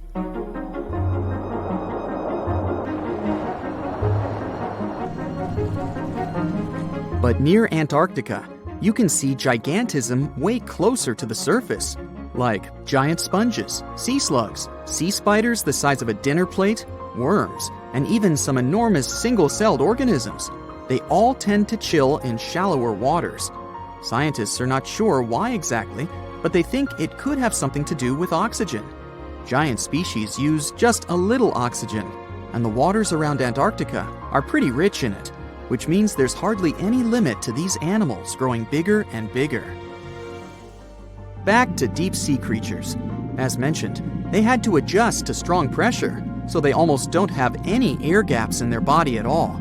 They're mostly water-based, and since water is incompressible, which means it's not something you can compress, it helps them stay unaffected at such high pressure. But because of all that, if they were to go up towards the surface, they'd probably swell up, maybe even explode. Just look at the blobfish, the one that takes the title of the ugliest animal in the world. It looks normal deep down below the surface, where its natural habitat is. But when it gets up to the surface, where the pressure is 120 times lower, it changes its shape.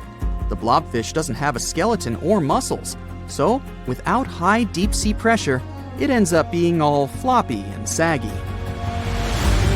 The dark oceanic depths are not just scary to watch, but to listen to as well. In 1997, scientists were trying to find underwater volcanoes located off the South American coast.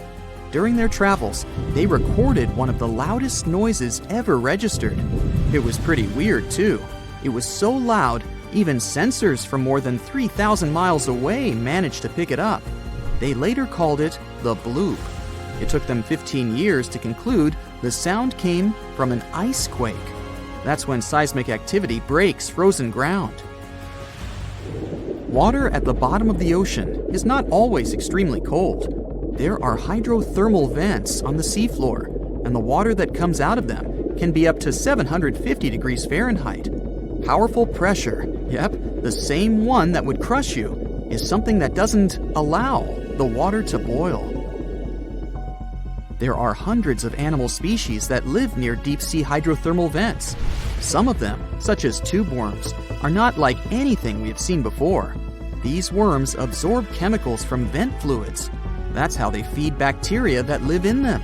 And in return, those bacteria give them the carbon the tube worms need to survive.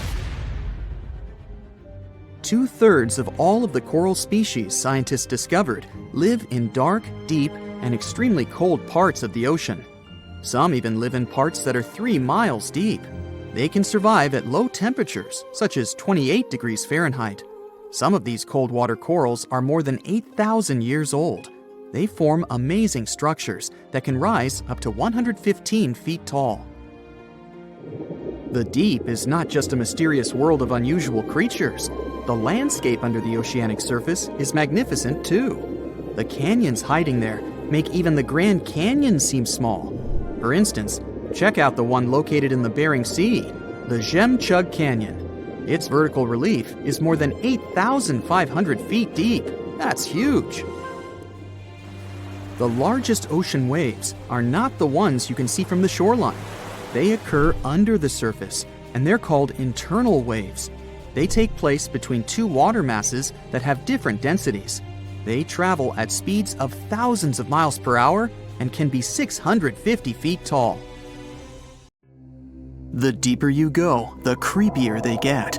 You're about to travel to the darkest ocean depths and check whether this claim is true. Are the creatures living there as scary as people think? You go 120 feet down underwater. Pay close attention to the bottom under your flippers. Oh my, what's that terrifying face half hidden in the sand? That's the Northern Stargazer. You can meet this fish in the eastern United States. It buries itself in the sand until unsuspecting prey gets near. Then, the nightmarish creature electrically shocks the poor animal and dines on it. You are moving deeper to 240 feet under the surface. That's where you spot a colorful, puffy creature, no more than 1 foot long. It's the sarcastic fringehead. At first, the fish seems to be harmless. Only unless it's provoked. When this animal is agitated, it opens its huge mouth to fend off predators. This defense tactic is a sight to behold, both surprising and frightening. Luckily, the fish is no threat to people whatsoever. The creature you see next can comfortably live in shallow waters, but you meet it at a depth of 900 feet. You don't even need to wonder why the animal's called the Game of Thrones brittle star. Unlike starfish that slowly crawl across the seabed, this creature moves fast. It wriggles its long, flexible arms to get from point A to point B. Its body is protected by a hard calcium carbonate shell. Also called snake stars, these creatures are tiny and easily fit in nooks, cracks, and small crevices in rocks. At a much greater depth of 2,000 feet, you come across the giant squid. For a long time, it was thought to be a creature from legends rather than a real animal. The giant squid was first caught on camera in 2001, and it's exactly as big as its name implies. The creature's eyeballs are the size of soccer balls, and the squid itself can weigh up to 600 pounds. Almost 3,000 feet below the surface, you get spooked by another creepy-looking animal. It's somewhat red and rather small, no longer than 1 foot long. As you approach the creature, it looks rather docile, or maybe just indifferent. The vampire squid, that's the animal's name, looks like an umbrella with tentacles. It doesn't even produce ink, so you leave it alone. Soon after that, at a depth of 3,200 feet, you meet the cookie cutter shark. This creature is a parasite. It attaches itself to big fishes, dolphins, whales, and sometimes even people. Then, using its neatly arranged serrated teeth, it gouges out cookie-sized pieces of meat. This nasty glowing animal doesn't grow larger than 20 inches and lives in the ocean twilight zone. At a depth of 3,300 feet, the light becomes a rare and valuable thing. The animals living that far away from the surface have to evolve unusual features to survive. That's how the barrel-eye fish ended up with a transparent head and 2 super-sensitive barrel-shaped eyes. Right now, pretty much like always, they're pointed upward, allowing the fish to see potential prey and you. Almost 4,000 feet below the surface, you see something droopy and saggy. The blobfish doesn't have a skeleton or any muscle. Its jelly-like flesh lets the creature survive incredible water pressure. Despite its appearance, the blobfish is an ambush predator.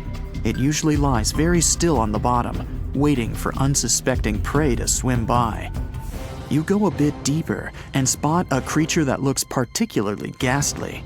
The Goblin Shark senses prey with its snout. The creature's terrifying jaws are attached to elastic ligaments. When some animal comes too close, the shark catapults its mouth forward to catch it. If your mouth could do the same, you would be able to eat things dangling 7 inches away from your face. Even deeper than that, at 5,000 feet, you notice another member of the shark family. The Frilled Shark looks like an overgrown eel, but its gills are lined with red fringe at the edges, hence the name. The creature's horrifying mouth has 25 rows of razor-sharp backward-facing teeth, 300 in total. The shark prefers to hover in the water, waiting for its prey to come closer. Then, it charges at it like a snake. Suddenly, you see something glow brightly like an electric bulb. But after coming closer, you recoil in horror. The creature looks like an upgraded eel equipped with oversized teeth. That's the deep sea dragonfish that can live at a depth of 6,000 feet. Chemical processes going on inside the fish's body produce an eerie red glow. This glow is used to communicate with other fish.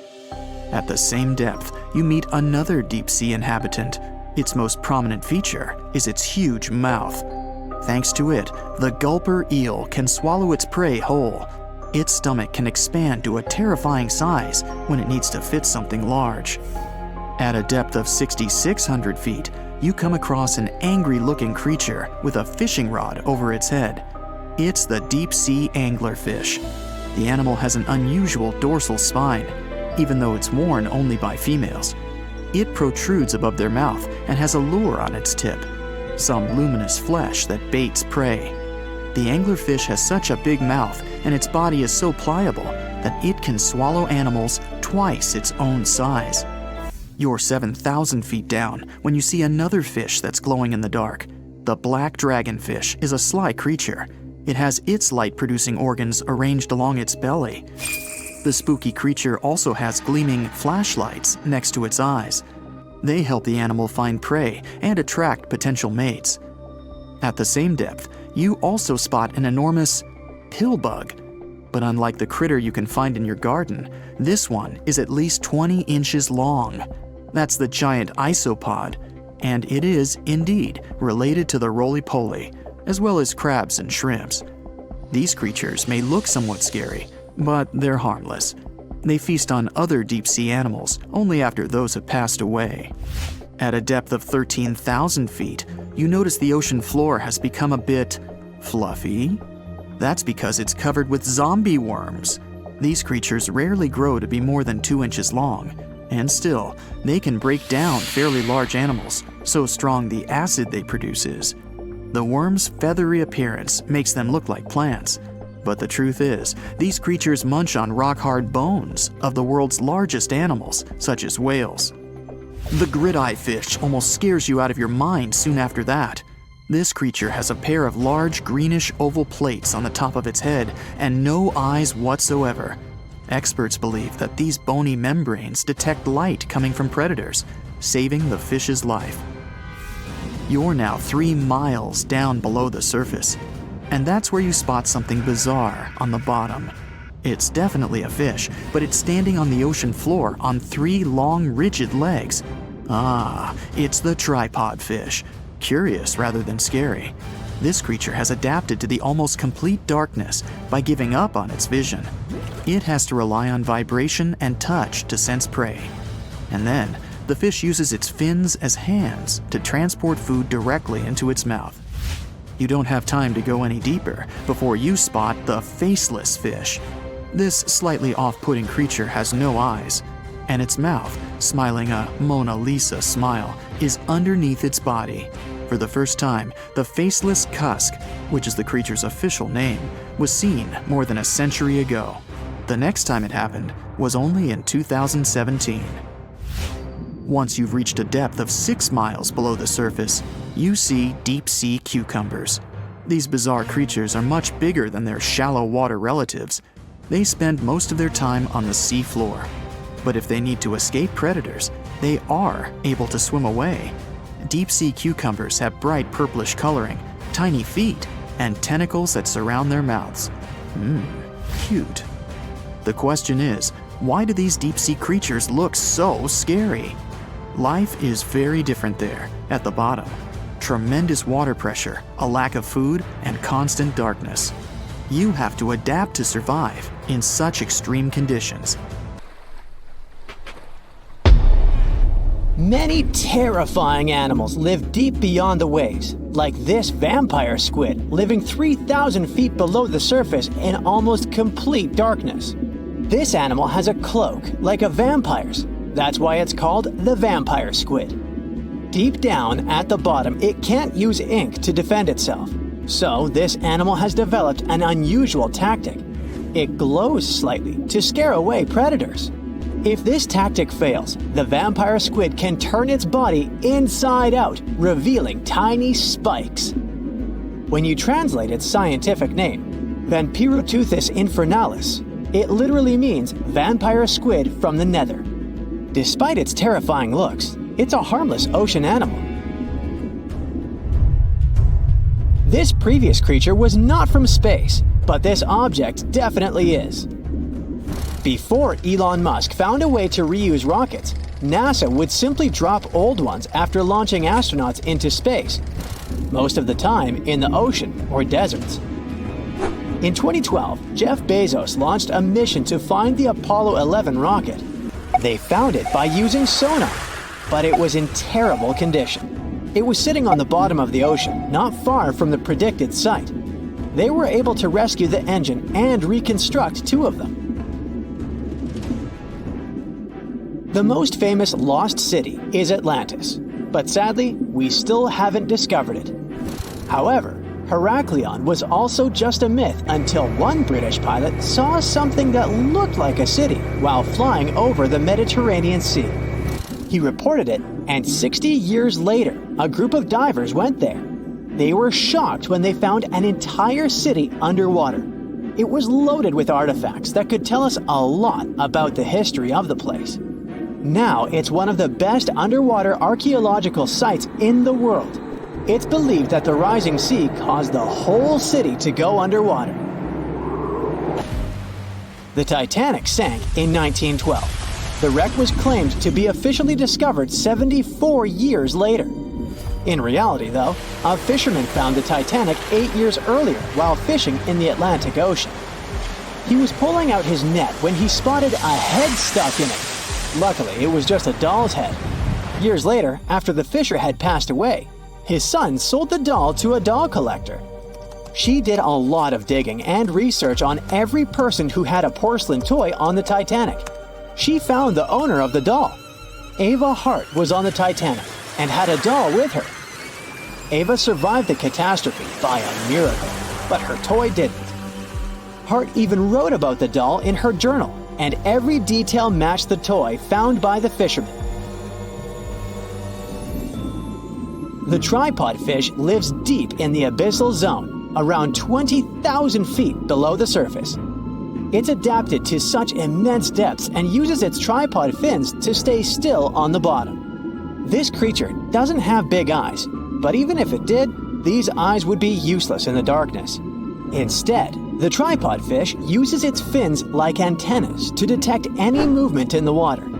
This creature doesn't have much luck when it comes to its love life, so it had to develop unique tactics to reproduce. One fish can be both male and female. The next bizarre creature is the lizardfish. It has tons of razor-sharp teeth, a huge mouth, and really big eyes, which it uses for hunting. All this makes the animal look freaky. The lizardfish lives at depths of around 11,000 feet in the midnight zone, where there is zero light. This freak of nature basically eats everything it can fit inside its mouth, from small fish to other lizardfish. On the other hand, when they see other reptile fish, they probably fall in love instead, because finding mates at those depths is not an easy task. Like the tripod fish, the lizardfish can be both male and female at the same time. When you think of a river, you usually picture it on land. Still, nature is quite unpredictable, and it created a river flowing under the ocean in California. It's running at a depth of around 2 miles. This river has everything that an ordinary river has: sunken logs, trees, and rocks. And despite its uniqueness, it's not the only one in the world. There are also others in the Amazon and Greenland. A terrifying creature was discovered near Angola's coast by a remote operating vehicle. It looks like it doesn't have a head or a body. It was sitting at a depth of around 4,350 feet below the surface. After doing research, scientists concluded it wasn't anything from a sci-fi movie. It was just a cluster of siphonophores stuck together. In 2015, some random guy was diving in Caesarea, and something shiny caught his eye. He reached out, grabbed it, and realized it was a gold coin. After that, he examined the bottom and found out that there were many more. He reported the incident to the local authorities, and they concluded that he had found Arabic treasure. The coins were made of solid 24-karat gold and were a few thousand years old, but due to the perfect salinity and temperature, they looked brand new. The coins belonged to a ship carrying cargo. It was caught up in a storm and unfortunately sank. One of the weirdest things ever discovered was found in the Baltic Sea. It's an anomaly that looks as if it was created by a different civilization. It was discovered by Swedish researchers, and they basically had no idea what it was. They had to ask tons of other scientists for their opinions. When you look at this formation from above, it's 200 feet long and looks exactly like a fallen spaceship. It's hard to believe that it's a natural formation, but spoiler alert, it's totally made by nature because the Baltic Sea has gone through many erosions throughout history. Most likely, the bizarre formation is the result of these processes. A group of divers in Madagascar were shocked when they found this 7-foot monstrosity of a knife on the seafloor. The speculation started immediately. and many said that the knife was from some giants that had fought megalodons and lived on Earth thousands and thousands of years ago. That could make a nice story, but the knife is most likely a movie prop that was lost at sea. One of the ocean's most bizarre animals is the frilled shark. It's believed that this fish is the reason for all those sea serpent stories that sea explorers of the past wrote about. These animals live pretty deep in the ocean, but sometimes they can be seen in shallow waters. It's super rare, but possible. The frilled shark has a big mouth sporting around 300 teeth. It also has a long body that looks like a lizard's, and it is truly a unique species of shark. Its prey can be half of its size because this shark's stomach is like that of a snake, and it can swallow huge fish or crustaceans.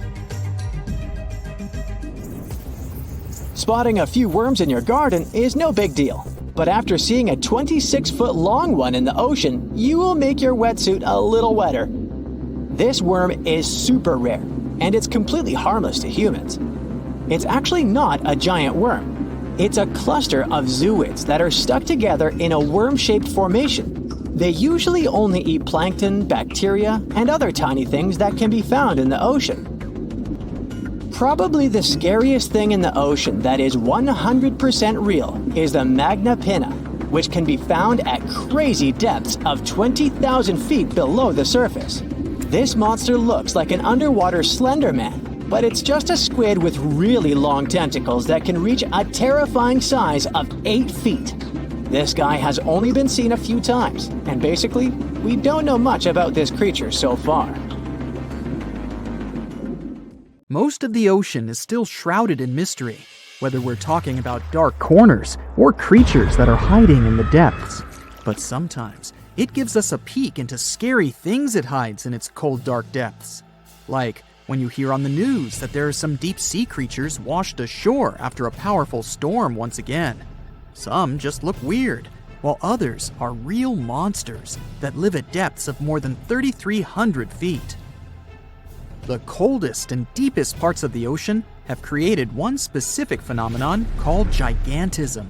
So, sea spiders, squids, worms, and many other animals, mostly invertebrates, or creatures without backbones, they're all way bigger and scarier than the versions we see in the more shallow areas. In the Pacific depths, you can see a sea sponge as large as a minivan. Or what about the colossal squid that lives in subantarctic waters and is nearly 14 times longer than the arrow squid, a type that mostly lives in New Zealand? Researchers found many of these underwater monsters in the abyssal zone of the ocean. Back in 2021, the researchers showed images of the giant phantom jelly. It was at a depth of 3,200 feet. Its tentacles were 33 feet long. Wow, I wouldn't like to face that one on the beach. It probably eats only small fish and plankton, but it can swim to depths of more than 21,900 feet. And down there, this giant jelly doesn't have enough food. How does it survive then? Scientists haven't figured it out yet. And there are even more questions related to the giant squid, the biggest one ever found. This monster is 43 feet long, with a weight of nearly a ton. Imagine if those tentacles would grab your car, or something like that. They would smash it like it was a toy. There's no light in the abyssal zone. Sun rays just can't penetrate that deep.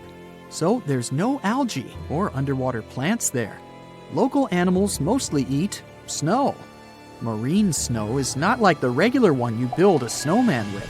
It consists of any small flakes or remains that fall from the surface of the ocean. Maybe even some leftovers that animals up there couldn't eat. So it's not much. But apparently, it's enough for very large creatures that hide deep down there, like giant squids. Squids that generally live at such depths don't bother going after their prey. They just wait until the poor animal swims right up to their long tentacles and falls into a trap. It may not be the best method ever, because not many animals will even swim into these dark, cold parts. But it's the method that saves energy. A giant squid eats only 1 ounce of fish daily, which is approximately 45 calories. That's nearly 50 times fewer calories than an average person should eat per day. So when a squid gets one fish, it saves it for a couple of days. I hope giant squids won't get the idea to go to the surface and look for food when there's not enough of it in the abyssal zone. And I hope even more that giant Greenland sharks won't get that same idea. You can find them at depths of up to 7,200 feet. They're twice as slow as we usually walk. They swim at a speed of 1.12 feet per second. Their slowness is part of the energy-saving mechanism that creatures down there need to survive. But they can speed up in the form of short bursts when they need to catch prey. But they kinda change their diet from predator to scavenger, considering their environment. There will be more leftovers falling from the surface than animals to go after.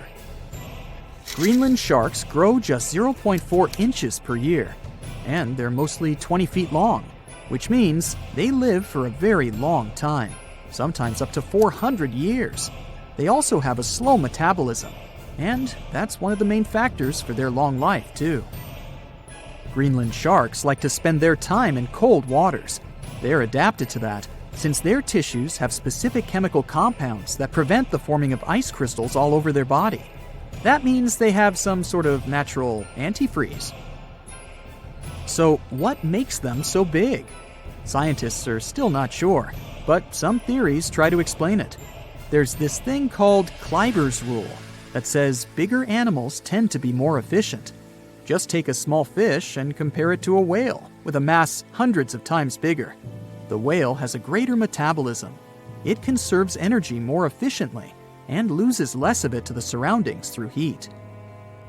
Moving on, bigger animals can ingest bigger prey. They're more likely to go through tough issues in their environment or defend themselves from predators going after them. Also, the body gets bigger when temperatures are lower. The Greenland shark is a perfect example. So are giant sea spiders. Sea spiders are generally common, and you find some very small ones at 0.04 inches. But in deeper parts of the Antarctic, they become 3-foot-long giants. They grow so big because the cold water has more oxygen. That way, more of it diffuses into the animal's body, and that allows it to grow bigger. Yeah, both as a creature and a nightmare. And how about this giant tube worm? Researchers found it accidentally while they were exploring the mysteries of the Pacific Ocean floor. They stumbled upon unusual hydrothermal vents. Volcanic heat is a thing that gets them going. As water seeps down through faults or cracks in the rock, these vents change their direction. When the water gets out of the vent, it's rich in different minerals and chemicals. Most animals wouldn't survive being around this toxic soup of chemicals, but not these tube worms. They came as a true surprise, because not only are they not bothered by these toxic vents and the almost boiling temperature of the water, but they developed entire ecosystems there. They're unique because they don't need sunlight to survive. Instead, small bacteria are their main source of energy. That bacteria gets their energy directly from these toxic chemicals. So it's not photosynthesis, but a process called chemosynthesis. And these tube worms don't have mouths. These bacteria live inside them. Strange story, huh? Plus, these scary worms reach up to 8 feet. Giant isopods are no better either. They lurk at the depths of the ocean of 1,640 feet or more below, far away from the sunlight, looking like some monstrous wood lice. They spend most of their time on the seabed, hoping to find some food falling from higher levels of the ocean. Check out their small hooked claws at the ends of their legs. Isopods use them to remain more stable while moving around the ocean floor. Since there's no light, they have long antennae that help them feel their way around. These sensory antennas are about half the length of their body. Giant isopods have pretty big eyes compared to their body size, too. They can grow over 12 inches from head to tail. And these fellas are really patient. Remember how we said animals down there rarely get food? Sometimes they need to wait for years to get a proper meal. That's why their metabolism is amazingly slow. 5 years later.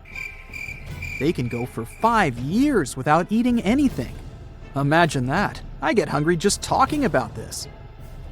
In 2006, A biologist did research to compare the differences between the shallows and the deep sea regions.